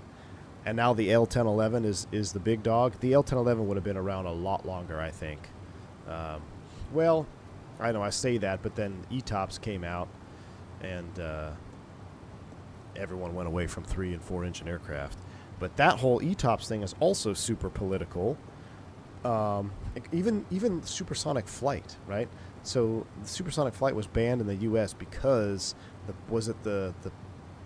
who beat? I think it was the British beat Boeing's, what was it, Valkyrie or whatever. Like they were going to be ahead in the game in supersonic flight.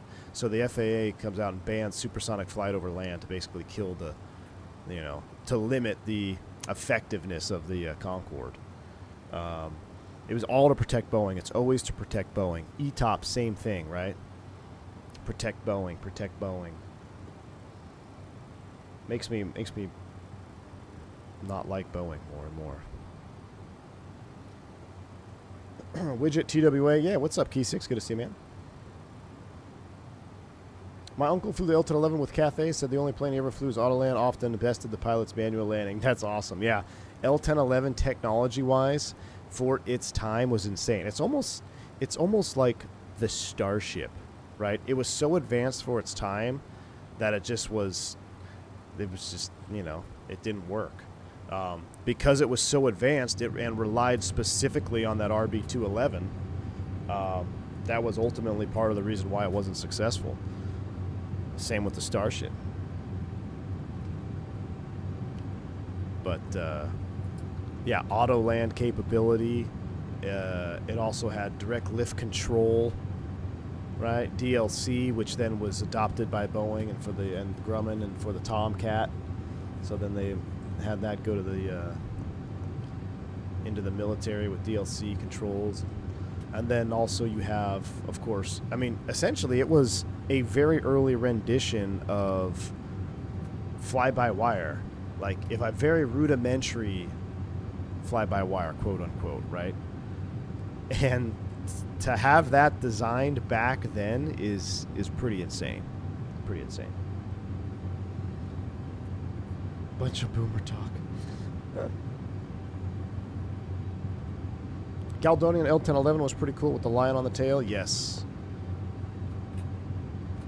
2707 Boeing SST. Valkyrie was SST bomber. There you go. Yeah. Supersonic booms aren't helpful for things like glass window. No. Fake news, Al. As long as they're not right over your house or right next to your window. There used to be they used to have sonic booms all the time where I live because I guess they're doing T-38 training at Wichita Falls. And they used to do like the boom ride or something up the Red River. And we'd hear sonic booms pretty frequently. We still hear them from time to time. I guess somebody went a little bit too fast. But, I mean, a sonic boom at 30,000 feet is probably not going to break your windows, right? But the videos, I don't know if they're AI or not now, because I don't know what to believe. But, like, you'll see videos on YouTube where supersonic, like an air show, like right next to the buildings, like the office buildings, and all the windows shatter. Hey, what's up, Reese? Enjoying a nice cup of coffee and watching the stream before have to go to work on the ramp in Denver. Ooh, is it cold out there? Be safe out there, man. Enjoy that cup of coffee. Here's a nice little cockpit view. Get ready to go into the second part of the storm here. Gonna do flaps 25 on the 777. What are the winds down there, Vodka? What are the winds down there in the SFO?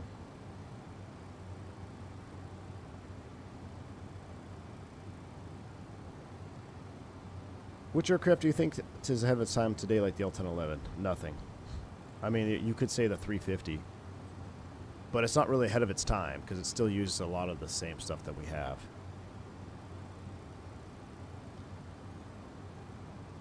Airbus almost relied solely on the RB211 for the A300, but then switched to CF6 and Pratt's because Rolls-Royce backed out of 300 for the L10. Yep, exactly.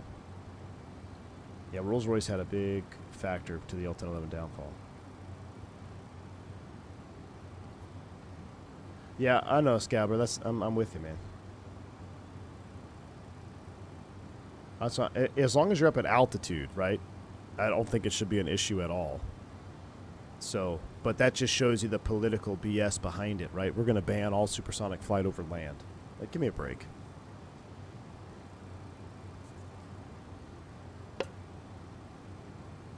Haven't you heard we're replacing turbofans with electric props? Didn't they officially announce that they canceled that? These clouds look better than Microsoft 2024 right now. Look at that. The Turk, where's Turk at? Turk, glaze your eyes, my man. This high overcast looks better than 2024 does. I gotta say it. This particular shot. Now, the ants and everything over here kill it, but I don't know. That seems like it's better than 2020 right there, man. Look at that. Just lovely high overcast. Is this 2009? You're just blind and paid by Laminar. Please. I am definitely not paid by Laminar.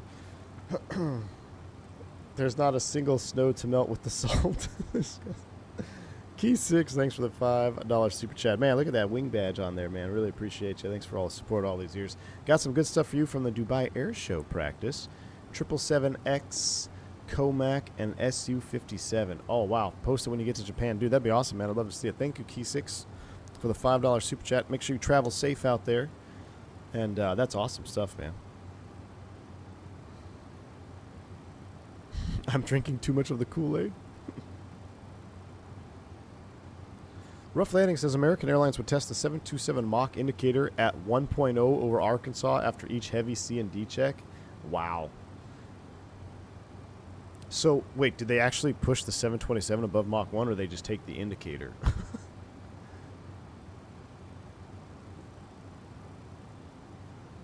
The Comac looks at 320 Neo. Yeah. Wow, that's pretty crazy, man. You try to take an Airbus over Mach 1, it probably wings blow off.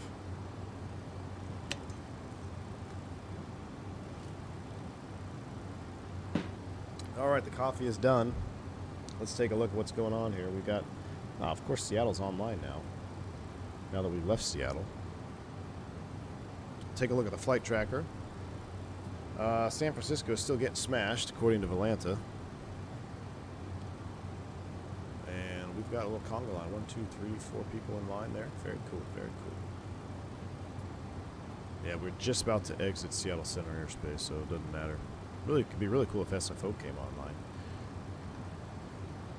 Hey, Sam F., my man, what's up, dude? So today, Sam, they're supposed to drop the class list.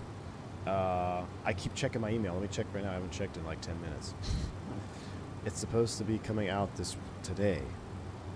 Probably not going to drop until 5 p.m. or something.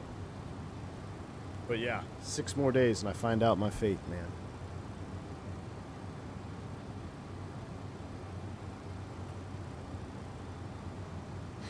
I load up our group chat and some first message I read. Anyone else checking their email every 5 minutes?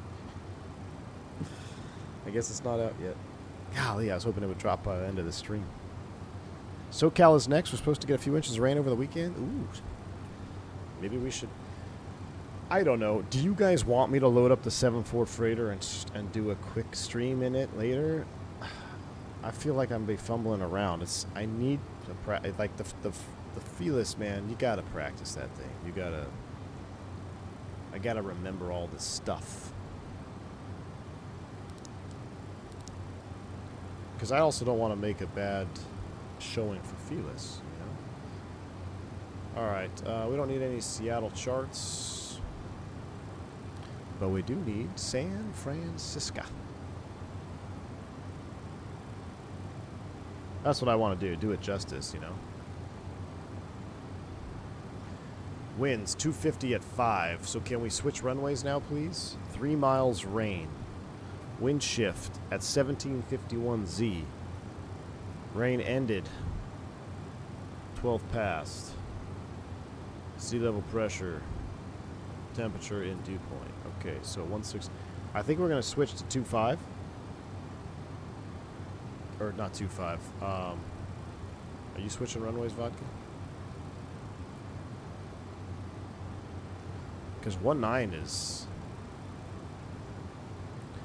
I've never landed on one. I don't think I've landed on 19er, right?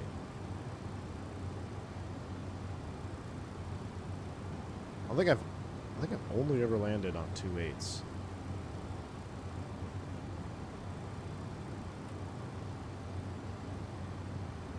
All right, let's do it. We'll do 19. That's what we got in the box anyway. So approach arrival. We are on the Stellar 4, and we also need the ILS. I don't have a 19er right ILS.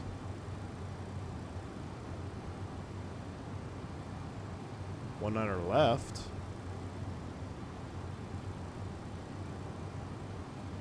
What's in the box?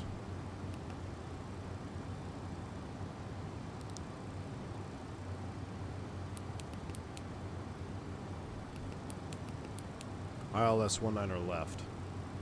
Yeah, 19er left. Alright, that's what we're going to plan. We'll do the little U-turn thing off of Melbeck. Out to Maverick. Bottom will be 7,000 feet. Let's go ahead and set that in here. We'll set our altitude to 7,000.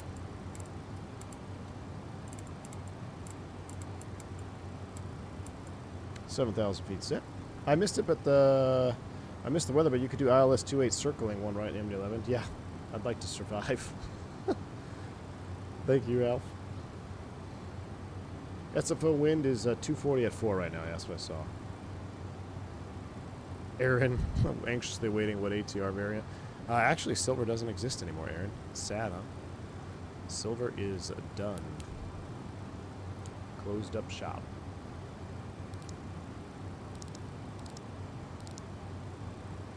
Alright, so we got about progress page in here. 223. 1716. Top of drop coming up here in 20 minutes-ish.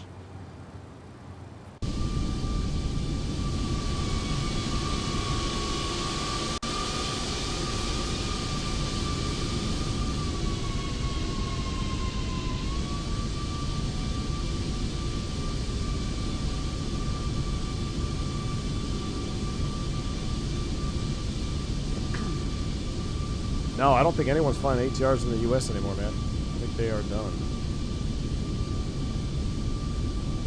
One line scares me. There's like a lot of there's not a lot of room for a mist. We'll have to look at it again.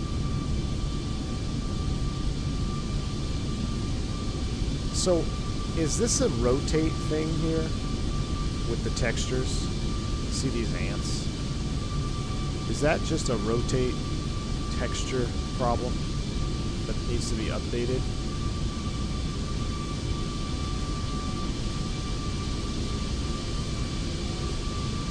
If the QL was there, would you go back to the 175s?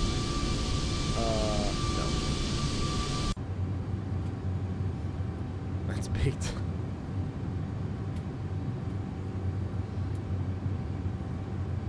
I was very rare, but they used to land on ones too, which was wild. Yeah. Jet Suite purchased some ATRs? I think you're right. I think I remember seeing that. May I ask what yoke is that? Roby Thompson. This is the CLSENG yoke from Brunner. It's a force feedback yoke from Brunad. Speaking of vodka, I need your Zebo yoke for trim. And I'm going to see if I can make some tweaks for it for the MD11.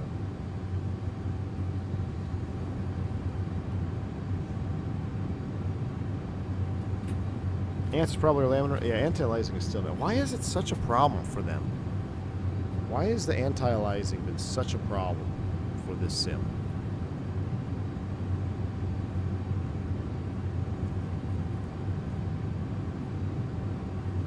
There's a god-awful tulip on the tail? What's wrong with the tulip? Is it bad? That looks good. Is that not what it looks like? Remember, it's a DC-10 livery on an MD11, so...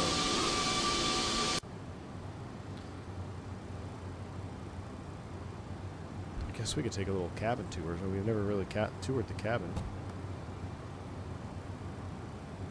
Austin just like ants farms. Oh, wow, look at that reflection.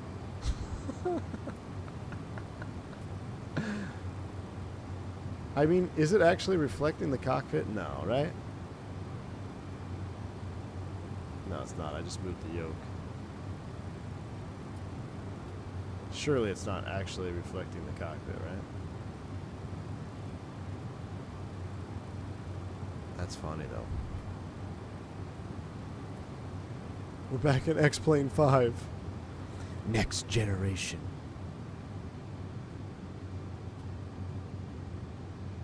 Roblox portal. Now look, the cabin, these seats actually look pretty good, right? Eh? I mean, for X-Plane standards, the seats aren't that bad. I will say that. I like how it lets you out of the airplane whenever you want to get out. A lot of blue in here. Where are the seated passengers? Yeah. Everyone wants their seated passengers.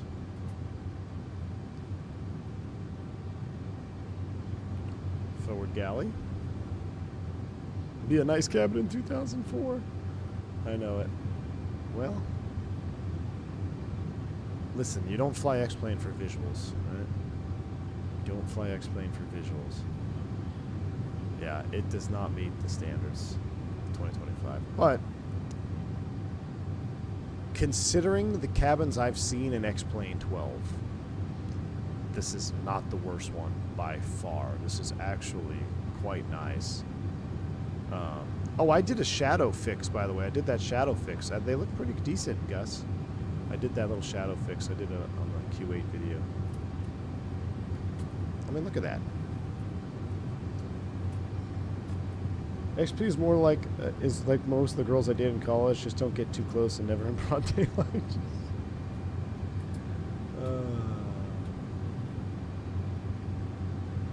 Just keep the lights off, classic jet sim pilot. Keep the lights off. I mean, the cabin is pretty smooth, right? No jagged edges. So we're rocking a 333 here in this cabin. Is the toilet flushable? No, I don't even think there is a toilet on board. Let's check. This one says occupied, though. I mean, look, that lavatory occupied sign is pretty good from afar, right? Like, you might think we're in the Temu 737 MAX from iFly. No toilet. Uninstalling. Now, this is actually kind of a cool wing view, though. Middle of the wing. This reminds me when I was a kid and I sat on the L1011. Right there. That's actually a pretty cool wing view. Look at that. Look at that view. Okay, come on. Tell me that that's not. It's not amazing, but it's not terrible. Not terrible.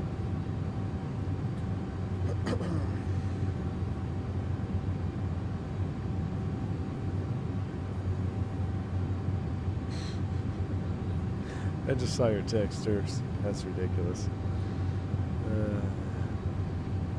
I think with X-Plane 12, it's just the publishers don't pay enough attention to the aircraft texturing. Apart from the trees, the sim is good. Yeah, the trees is pretty bad. I mean, the sim as a whole, when you look at the environment, nothing airplane related, right? Just look at the environment that we're in. The clouds are much better. The lighting is much better.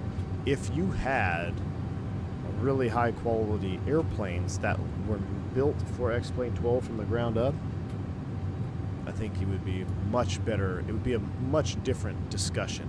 The problem is X-Plane's own, look at that window right there. X-Plane's own compatibility is like the Rolls-Royce Trent of the L1011. X-Plane worked so hard to make everything compatible for so long that the devs just said, oh, okay, well, screw it. I'm never going to make anything new. I'm just going to port everything that I've done from X-Plane 9 forward. And short of the Flight Factor 777, right, there has been nothing designed for X-Plane 12 from the ground up. So that's part of the problem.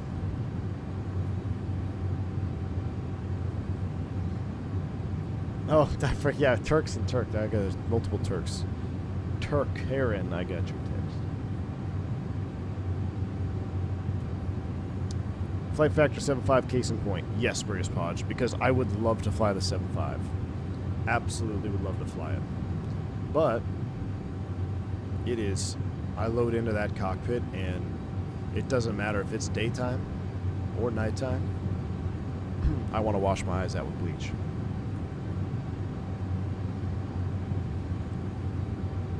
All the dev money is in Microsoft. 100%, Hayden. 100%. Absolutely. And you can see when you experience the frustrations that I experienced today and yesterday with X-Plane 12 as a sim, those are just more reasons why X-Plane 12 will never compete with Microsoft. It just won't. It's going to be its own little niche market sim for a while, like P3D was. And it will eventually die a long, slow, painful death. And everyone that spent a lot of money in X-Plane 12, myself included, is going to be very upset about that. They're going to dislike the video and leave a nasty gram comment, but it's the truth.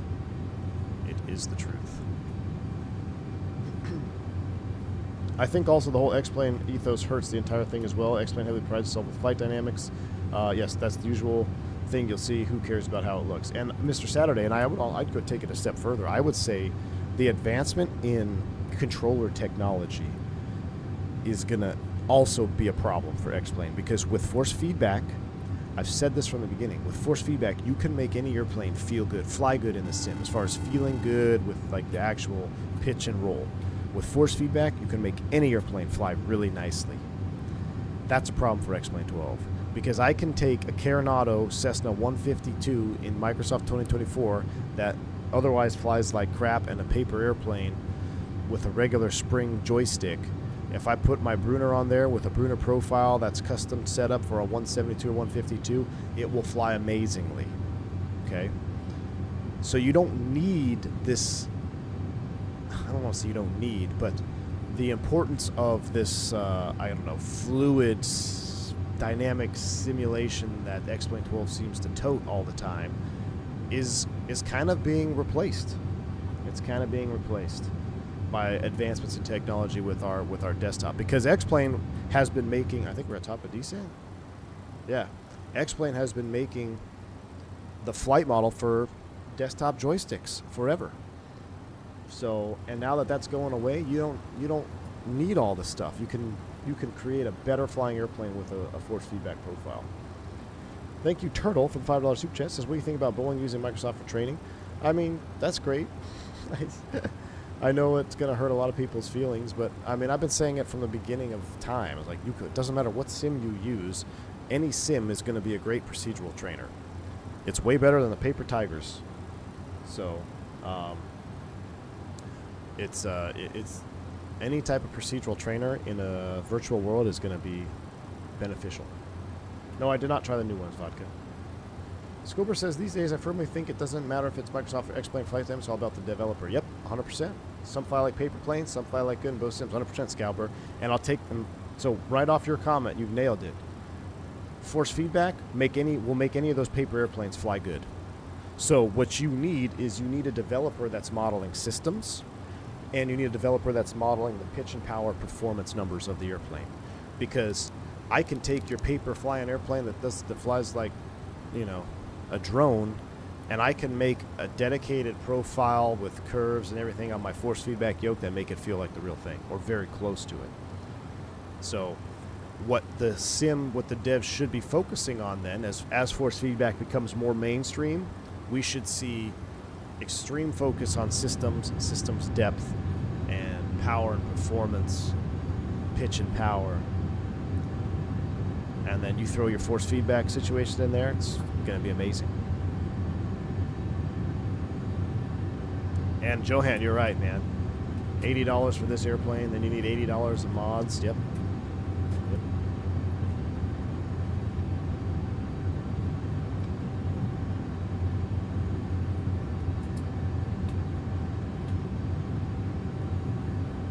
I mean, where exactly does X-Plane lead the market in? They lost their flight dynamics lead. Microsoft went full fluid dynamic simulation. The devs turned it in.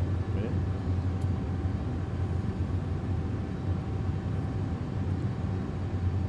Describing the F4 Phantom doesn't have to be aerodynamic, just fast. I do love the F4 Phantom, man. F4 Phantom's sweet. All right, it's time to start down. SFO CTAF is 120.5. As the sun comes up, you'll hurt your eyes here. 120.5. Alright, let's go ahead and tilt that radar just in here. Now, I wonder how the tilt works in this thing. It should always be level. Well, actually, I don't know how it works in the MD11. Maybe not. Alright, let me check my email again for my class drop.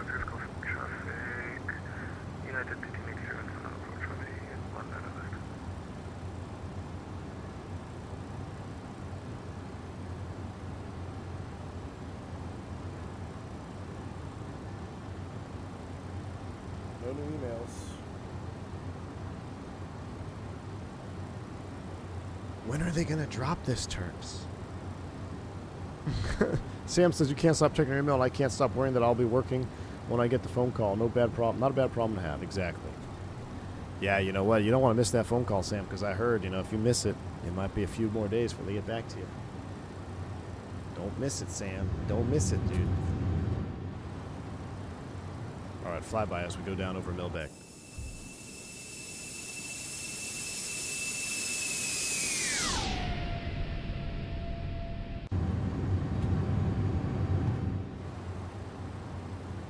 Tenet Amoeba, so they are going to publish what aircraft and bases and the amount of those for the class, for the start of my new operator. So because we already have a spreadsheet of almost everybody in the class, we can roughly gauge where we are and our preferences, so I can kind of get a little bit of insight on what airplane base I might get, but it all depends on what is available, and that comes on the class drop. Traffic, United 1636 on a 5-mile final for 19 left. Could have sworn mine dropped on a Friday, but last week looks like it was late Tuesday. Yeah, Turk, so I talked to, somebody called me yesterday, and she said that she will be sending the email today. So she told me today. So I want it today. I want it now. I want it 5 minutes ago. I'm going to keep streaming until it drops so I don't think about it. Migs, thanks for the 5 Canadian, dude. Appreciate it. V1, would you say X-Plane 12 runs better than 24? Does it also need 24 gigabytes of VRAM? Ooh, Migs, thanks for $5 super chat there. Great question. I am not a fair person to ask because I am running a rather default sim, Migs. I don't run a lot of ortho. I only have ortho in California. I don't have payware airports. It's different. My FPS is less numerically in X-Plane 12, but it feels smoother. So like 30 FPS in X-Plane 12 feels like 60 FPS in Microsoft 2024. 2024 for me runs extremely well, much better optimized for my particular rig. San Francisco traffic, Alaska T26. But I don't want to sit here and tell you that, oh yeah, it's way better, and then you buy it, download it, and you have a ton of problems performance-wise. I just, there's so many variables on that, Migs. Yeah, we're about to descend into this stuff here now, Chad. That looks pretty good though. With enough RAM, I think, yeah. X-Plane 12 is more CPU bound and Microsoft's more GPU bound. Yeah, that's also true. So if you have a pretty cooking CPU, you might be a little bit better off than in Microsoft. Traffic. Must know last budget for one cardboard lining box up, in Northeast. No, 10 please, left, no, looking for Turks. arriving traffic on The 19 last left. class only had one Northeast. One, Turks. So I'm worried. I'm wondering if, like, oh, we screwed that up. We need to have 50 for the next class. The last class had one Northeast cardboard box slot.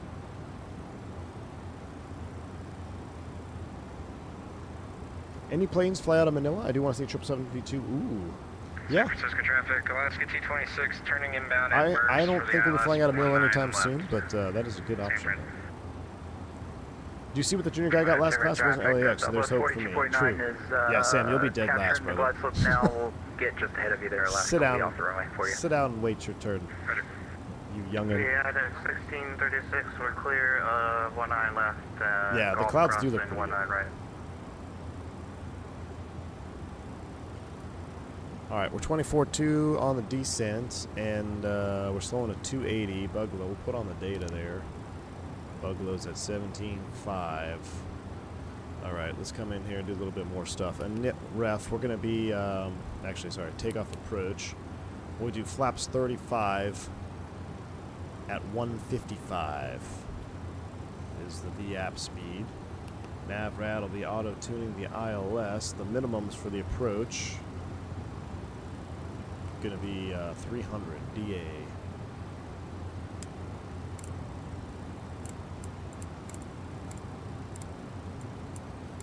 I must say, I love the acceleration rate of the knobs and the rotate, way better than the 7.3 stuff we have with Microsoft. That looks really cool between layers. Look at the lighting between layers there. That looks really nice. 2553, taxiing 10 left, the Alpha, Bravo 1, Zulu. Junior guy will get 737 Northeast contractual requirement. The beast must be fed. Yeah, I turned it down a little bit, Ocean Man. It's kind of loud for me too. My buddy was in and out a lot of Southwest and AA training class back in 2015. He had loads of logbooks with Cutter Aviation. He gave up just before COVID and has CEO now. Oh, wow. 42, 49 is before Alaska 226. Gooey, that's a great point. And I don't think it's hard to argue that 2024 is going to be... Microsoft is going to have a longer lifespan, more developers and more innovation for sure. The innovation on X-Plane 12 is... it's kind of sad. I mean, I got disappointed from the get-go way back in the day when I was in a hotel room listening to Austin's interview about X-Plane 12. And he went on for about 30 minutes about wave action. And after about 5 minutes, I said, yep, same old, same old. Wave action.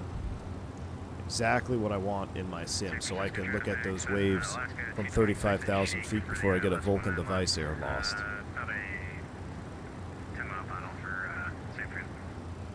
Clouds look a bit more natural. They look pretty dang good. I agree, man. I know, Gus. I don't want to glaze anymore. Turk's going to go ballistic.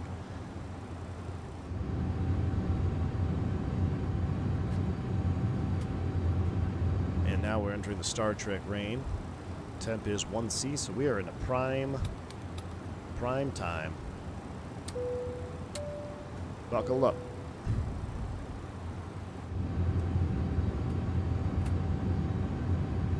The rain is so terrible. I will say, before I did this stream, I was in the A340 in San Francisco thinking about streaming that, and the rain on the windows looked amazing.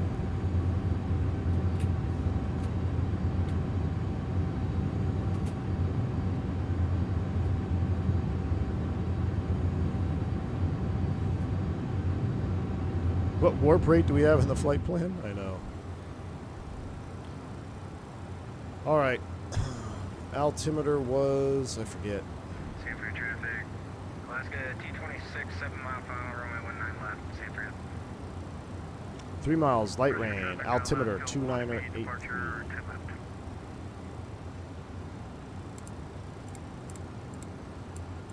2983 is set. Once, twice. I think I have it synced up, don't I? Yeah, once, twice, and thrice. It's all set. We'll go auto brakes, medium. San Fran traffic, Southwest 4249 vacated 19 left, hold short on hotel. Flyby. That looks like a nasty. Big nasties.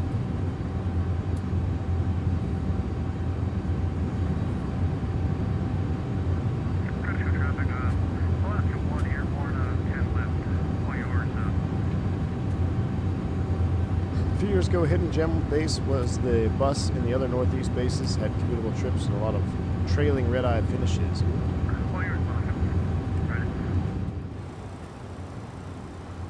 Traffic Southwest 4249, we're going to cross 19 right, hotel is actually gate C. Two.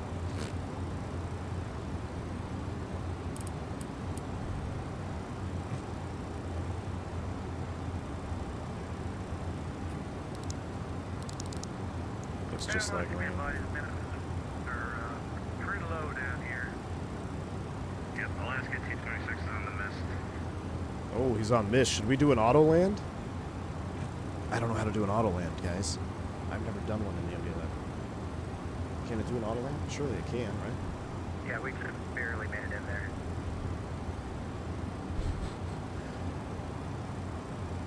Guys talking about low visibility, not good.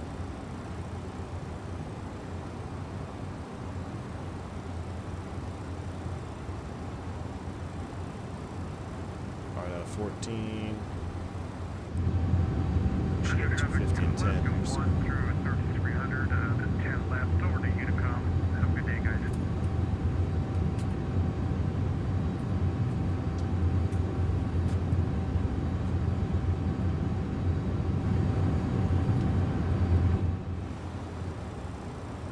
Can we auto land on a Cat 1 ILS on the MD11? Does anybody know?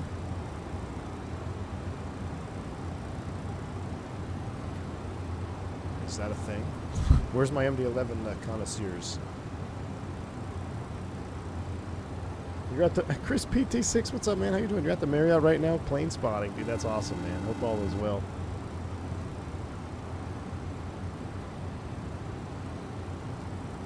Nick, thanks for the $5 super chat. I guess it's going to be 20 feet exploratory pass from the USS Enterprise. Oh my goodness. Thank you, Nick. Exploratory passes. Hopefully we start to slow down here. I'm going to go ahead and make a PA. Ladies and gentlemen, for the flight deck, as we go ahead and enter our final descent here into San Francisco, we're going to pick up a lot more of that turbulence, similar to what we had leaving Seattle. So I've already asked the flight attendants to sit down. If you're up and about, please remain seated with the seatbelt fast until the aircraft flies safely at the gate. It's going to be like this all the way down. Thank you. Turks, this will be the last. Okay, we got to turn off this seizure mode. I'm only going to be able to do PAs in the sim, man. How sad.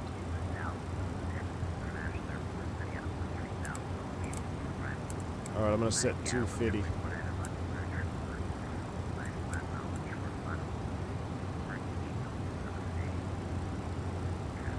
I don't know what you were saying. We'll turn it on for replay, Aaron. I think if I dialed it back, if I dialed back the aggressiveness, what I love is how you can, as you fly into the density of the clouds, the denser clouds, you lose your visibility between the cabin and the wingtip. That is so cool. Where in Microsoft, you're always seeing the wingtip.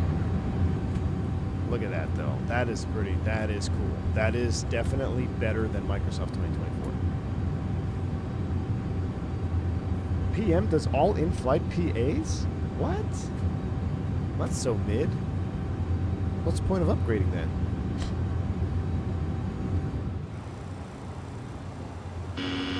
Stabilizer motion. Okay, we gotta pay attention. The stabilizer's moving. I get scared when I hear that noise. Alright,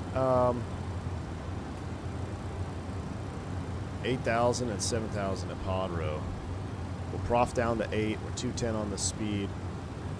We had flaps 15 for takeoff, right? So we leave at 15 for land. That checks.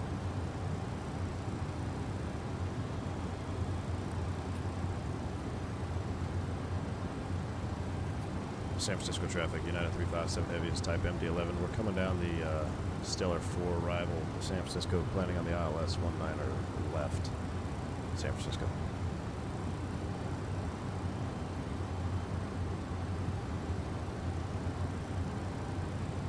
You can adjust in the accessibility. Okay, but that requires me to like go into settings and stuff, and I don't want my yoke to disconnect. But I will mess with it after the stream, because I think if I dialed it way back, it might be okay.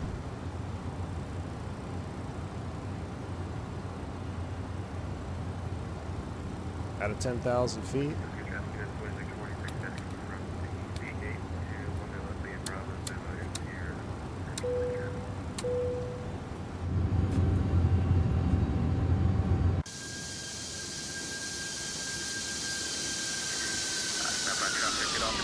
United 1577, we're taxiing from the east gates, runway 10 left, holding point 01 by Alpha Bravo, Zulu 0.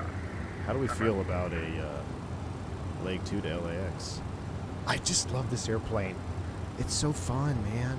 I don't want to stop flying it. It's so fun. It's so fun because it's such a pain in the butt with force feedback.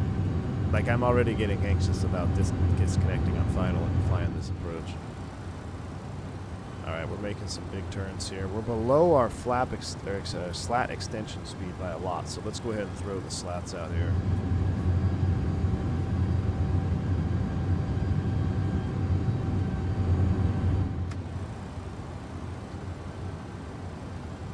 And I'm gonna dial in my own speed. Let's go ahead and knock it back to 220.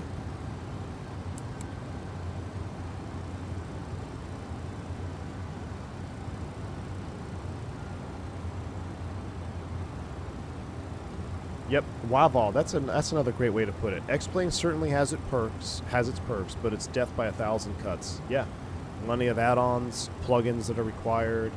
Oh, you got to update this plugin. Oh, now this plugin doesn't work with that plugin. You're absolutely right, man, because it does have its perks. We're right at the limit of plus 10C. We'll leave the NIS on just for a minute. 70% seems to be the magic number. Okay, I will do 70%, and then.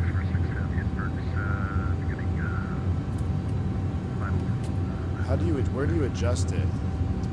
Oh, in the actual settings and accessibility. Okay, maybe on the ground I'll do that, and maybe we'll do a second leg, maybe, allegedly. Why are we slowing down and going the wrong direction? Unfortunately, Tango will taxi to grid Bravo 12 via Honeycomb. Thank you. Maverick at 7, we're 8 for 7.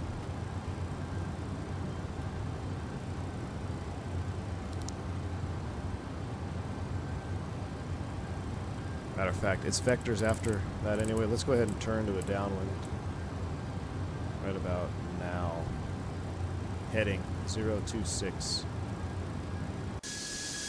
Oh wow, can't see anything.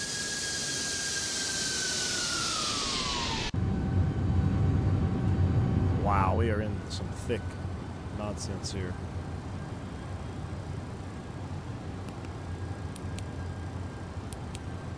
Can you clear Westla? Clear Maverick.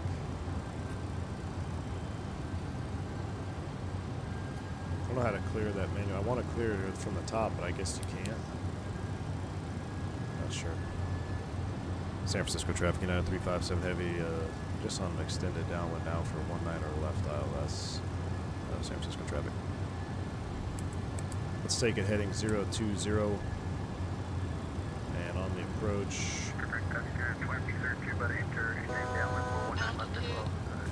5,000 for Burks. We're going to set 5,000.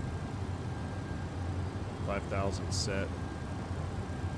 San Francisco traffic level 2553, lining up 10 locked in. We're going to be holding in position for the arriving traffic. Nav loc is up. Radnav, ISIA 1089, 193. We're locked in. Down to 5,000 feet. San Francisco traffic net by 403 miles an hour, overlay deck T left. Fernando, welcome to Private Pod, man. Glad to have you on board.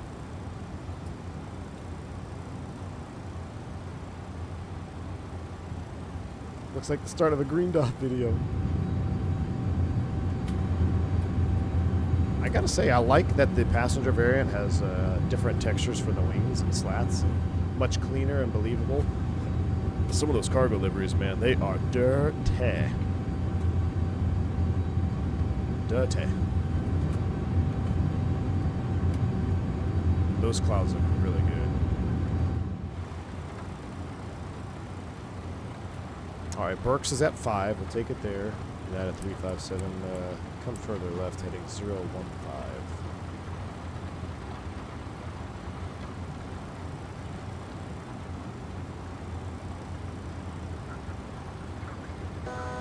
Altitude. I'm going to go terrain mode on because the weather might kill you. Terrain definitely will. I said that in my interview. Regret it as soon as it came out of my mouth. But it worked out. Just got a little bit too comfortable. A little too comfortable. Tell me about a time, or no, it was, what was it? It was, you're a captain and descending into mountainous terrain and IMC conditions in South America. What are some of your thought process? It's like, put the train button on. This terrain will kill you. The weather might. Raised an eyebrow, but I think they appreciate it because they chuckled. All right, let's come right now.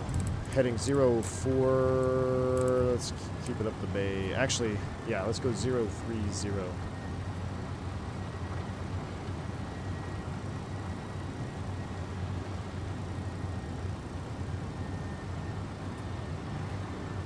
All right, so flaps 28 is like, I've been told, we'll go flaps 15. I've been told flaps 28 is like the equivalent of flaps 2 in the Airbus.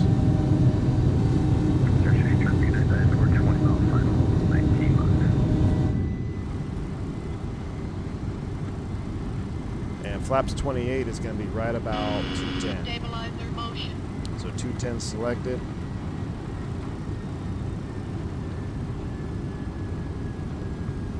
Flaps 28.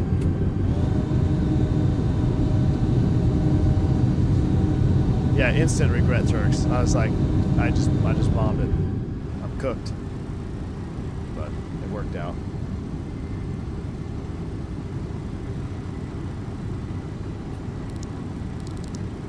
Not at 357 heavy, turn right, heading 080, vector space. San Francisco traffic, United 357 heavy, turning base, runway 19 left. We'll be joining about call about a 10-mile final for 19 left.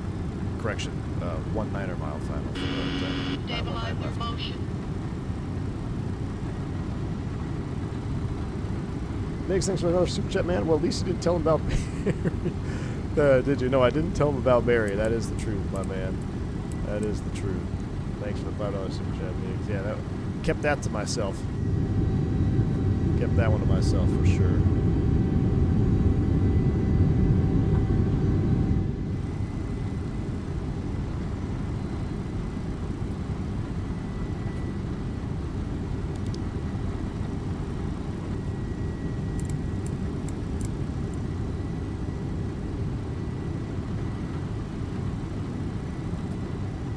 That at 357 heavy, turn right, heading 160, maintain 5,000 till have cleared ILS 1 out of approach. 160. 5,000 till established. Cleared approach, landing armed.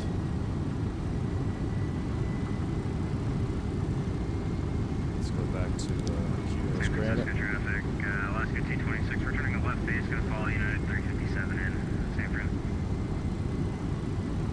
San Fran traffic, United 357 heavy, we're showing final just outside of Berks, about 3 miles from Berks, here for 19 left.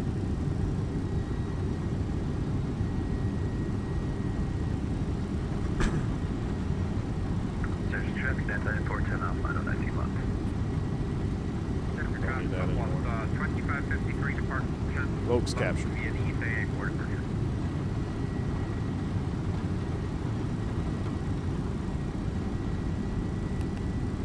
155, yeah.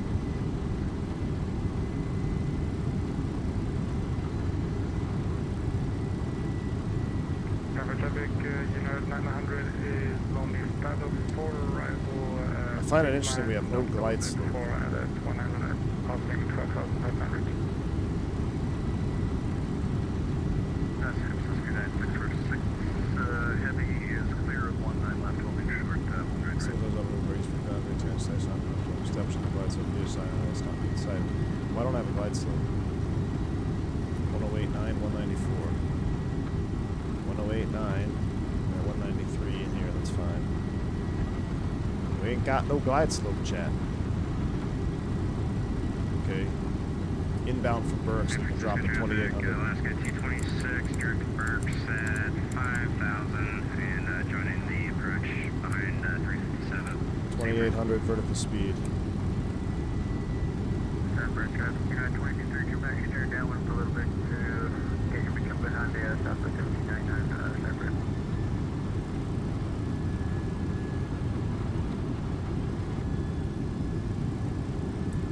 Vertical speed 800. Speed coming back 190.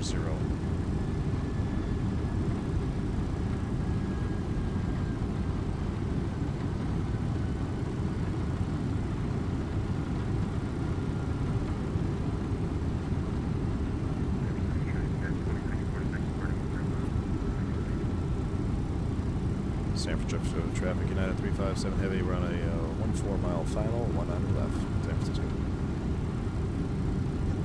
Century traffic, United 04, 3 miles per hour, 90 left.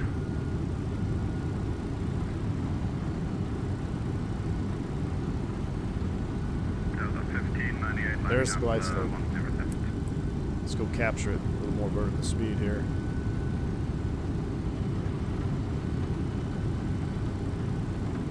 Go get it. Come on, baby.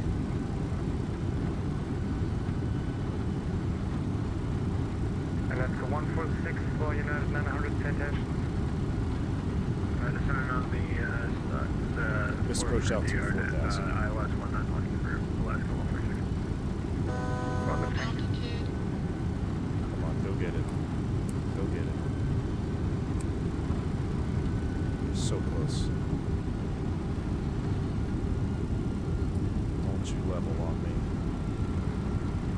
Don't you level on me. It's gonna be tight, chat. Yeah. Why aren't you capturing? We are there. We are there. Why aren't you capturing? Land armed. Glide slope. Yes, we got it. Go around altitude. 4,000 feet set. San Francisco dropping out 357 heavy on a 9 mile final, 100 left. Delta 1598 departing 10 left. Did I see lightning or do I see San Francisco traffic, United 1577 lining up 10 left behind the departing Delta. definitely a little bit off to our left. Keep the terrain on.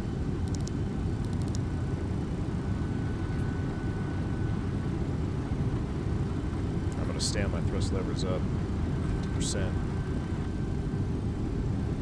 I do not have the auto throttle disconnect bound, which is 2,500. we'll match them up right there. All right, let's start slowing down. 155. Number 1399, different station, what should be? Gear down.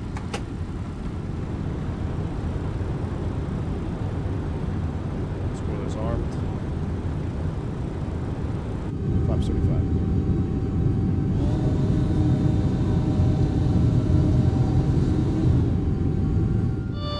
Landing Ah, I gear. do that every time. Landing gear. Too early.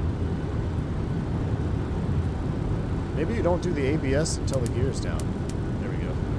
Green box. Traffic, Alaska 226 on the 15. Stabilize your bogey. 19 left. Oh, Autopilot. shit. I didn't mean to disconnect that, chat. Didn't mean to disconnect that. Oh, we're hand flying this to freaking minimums. Are you kidding me? I clicked the trim on accident. Chat! Looking at that door from the 18 to rate that, like,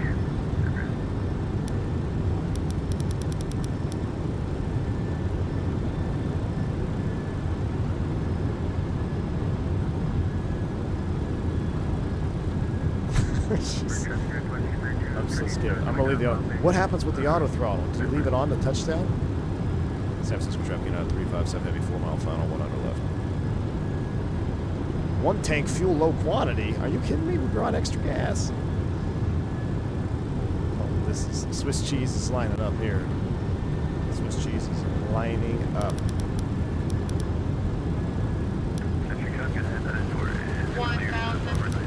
10,000 feet, we're stable. How do we go around, though?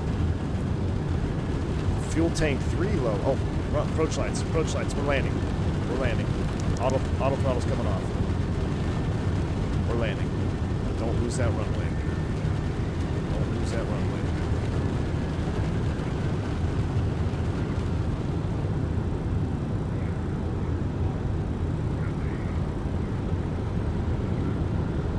Gus, wipers, please. Speed. 500. San Francisco traffic at 357. Short final, 1 outer left.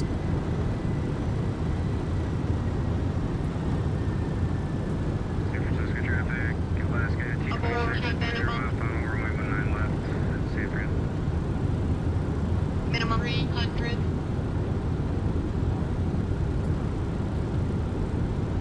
200.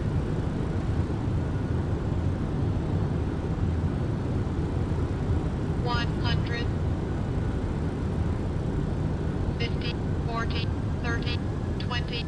Smash. Oh my gosh. Oh, I didn't have it. It's too slow. It's 145 knots, 149 knots. Oh, smash the heck out of that one. It's bound to happen. It's bound to happen. We've had so many butters. That was 100% MD11 kablamo. 149 knots, dude. You're not going to flare that sucker. 149 knots, goodness. No hydroplaning. I did that on purpose. Duh, Brick Teller is right. San Francisco traffic 8, Firm Alaska, positive 226, contact. 8 mile final runway. Positive 19 left, contact San Fran. when landing.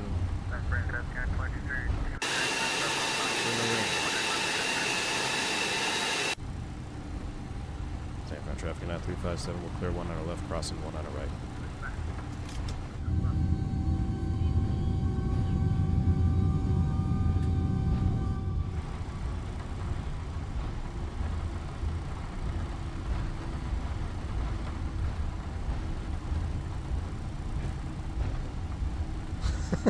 Unique way to announce your new employment at Western Global. Oh my gosh. San Francisco traffic 9357, clear of all actives. Alright, let's clean it up. That was a kablamo whammo chat. I mean, we had 2 butters, back-to-back butters. That was my first ever passenger variant landing. I was nervous there. Freaking fuel tank quantity, low level, all that stuff. Ay, ay, ay.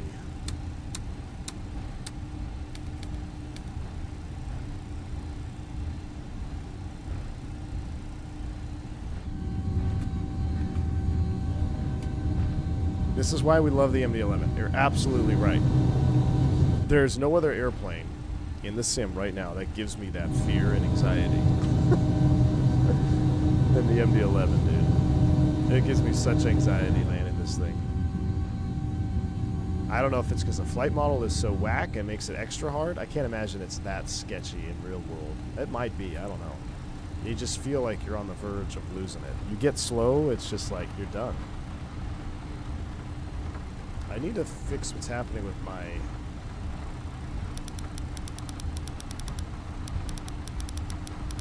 yoke trim a little bit though, because it keeps running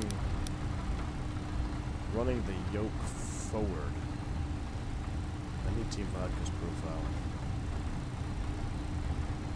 Oh my goodness. I was hoping we'd see somebody take off in the rain here.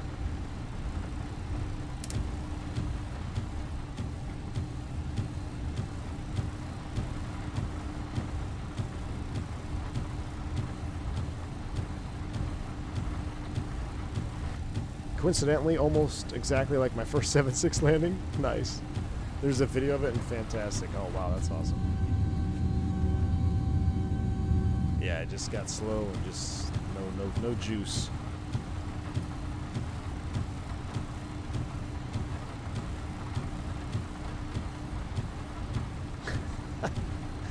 Now we know we buckled the 7.6 in Newark.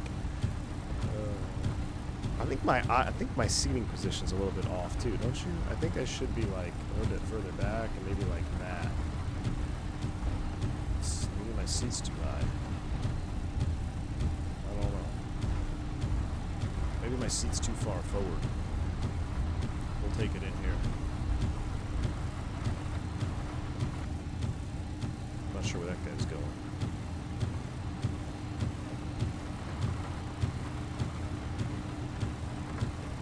Now, I want to try shutting it down.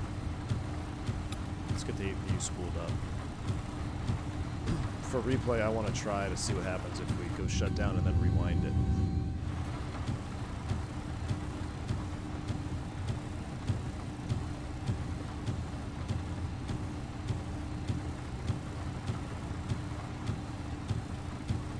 Maybe my seat's too low.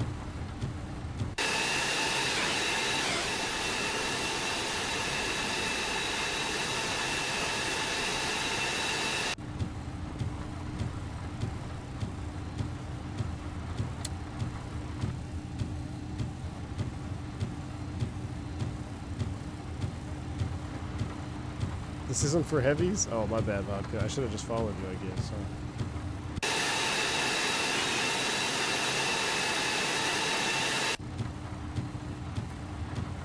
It's for heavies now.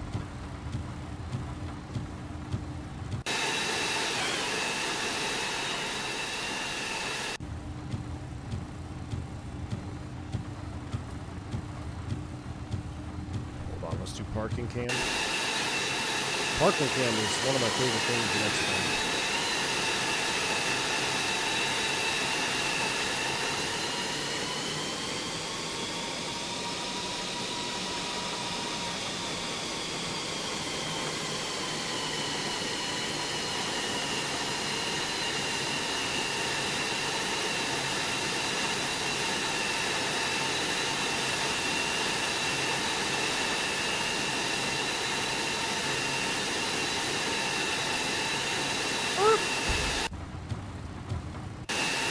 That's cool. So they'd have the, back in the day, you'd have the coordinates at the gate there for your SIVA. Alright, park brake is set.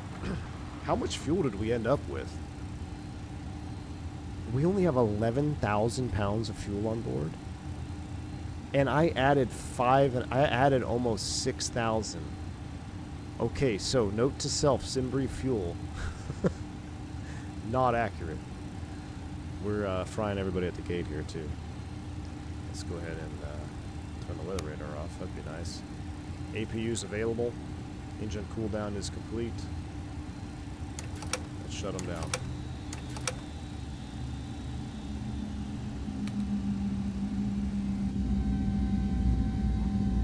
Oh, look at the 7.4 next to us now.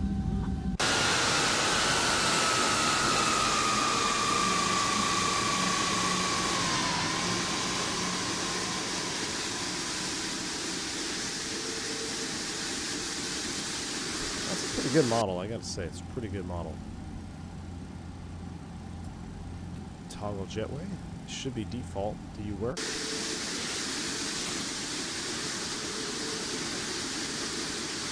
I don't think the jetway can work at this gate. No, I don't. I think we're over the parking zone.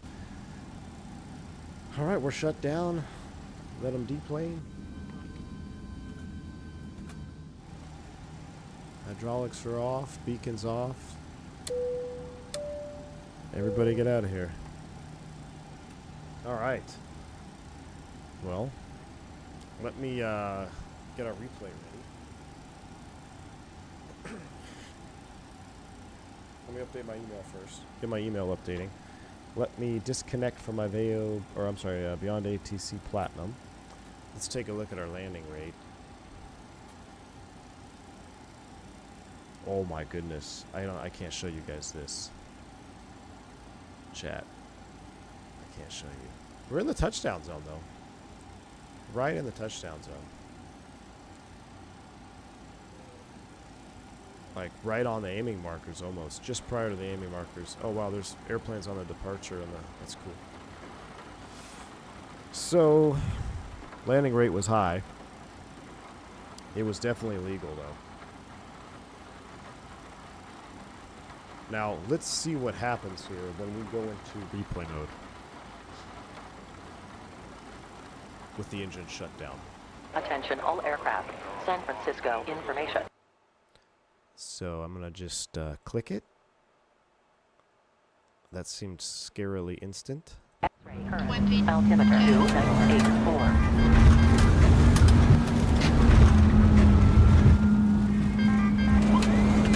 Oh wow, you can see the rain effects.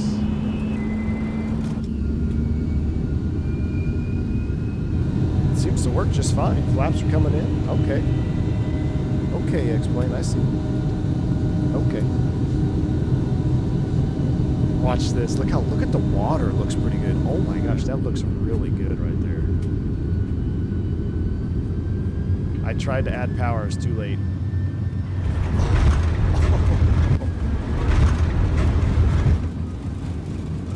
Uh-oh. Okay, this flyover view is gonna be awesome. Oh, hold on. We need lights. This is the best part of the MD11. It actually does this properly here too. Watch this. Take a listen and take a watch. Oh yeah, I'll turn on G camera after this.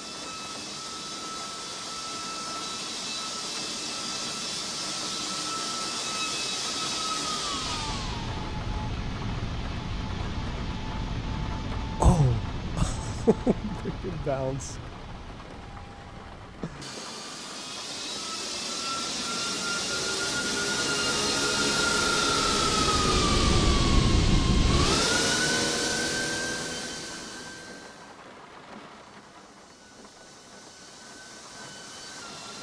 I tried, we kind of stopped it a little bit, but we drove those in.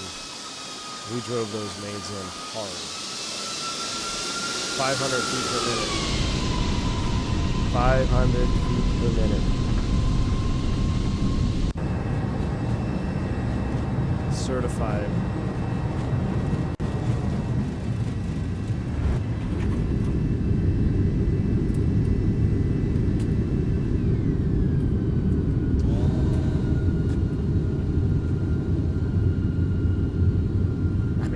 So good though, the water over the bay.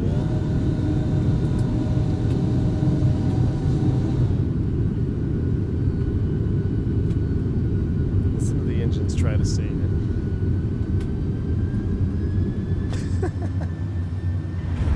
Nope.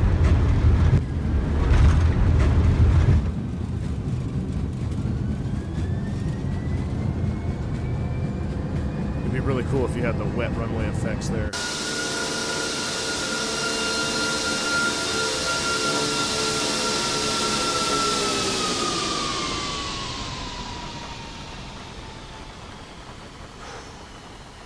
All right. Well,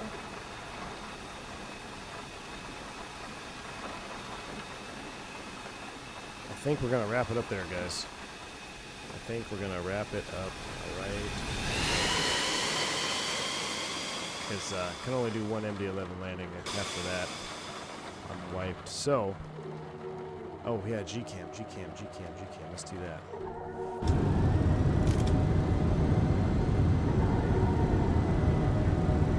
Jump seat view. G-Cam, jump seat view. 400. 300.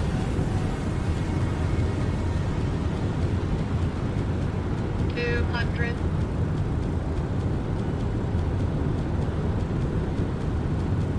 100. Oh, shoot. 50, 40, 30, 20, 10. I thought it just seems God. Oh my gosh.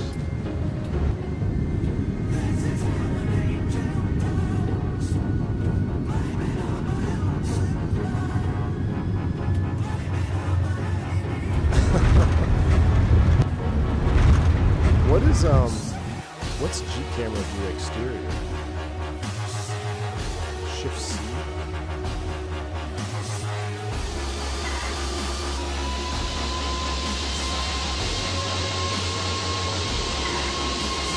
What does it do? I don't see anything. Is it look hand mode? I don't know what that means. I'm not doing anything. Super big.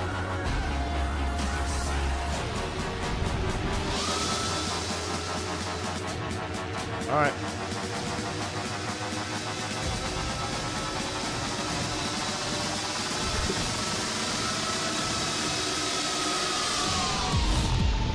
Kablamo. All right, guys. I've had some fun on this one. I hope you guys enjoyed the MD11 content. We'll try to be in the 747 freighter next. I'm going to do some testing on that today. Then we'll have it ready to go. And maybe we'll do 747 freighters tomorrow. So, until then, I'll leave you with a replay back into San Francisco with sights and sounds from the approach. Coming back here, looking up to 1,000 feet. And that was fun. That was fun. Flying in some low vis hops. Rain, wind and rain, or rain is definitely superior visibility here, I think, at what Expo 12. But pretty dang good. So, thank you all for flying along. Thank you for watching the stream. Hit the like button on the way out. See you on the next one. Stay safe.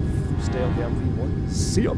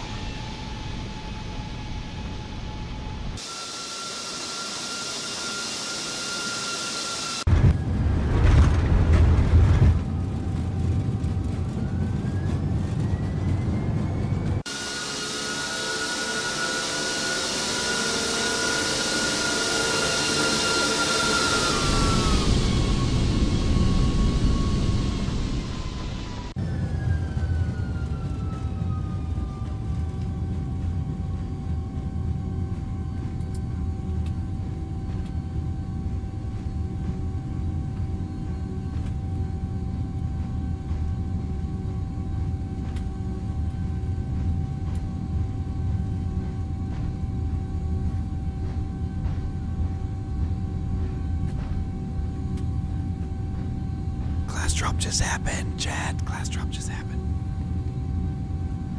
Only 2 northeaster slots. And I ain't gonna get one of them. Hell yeah.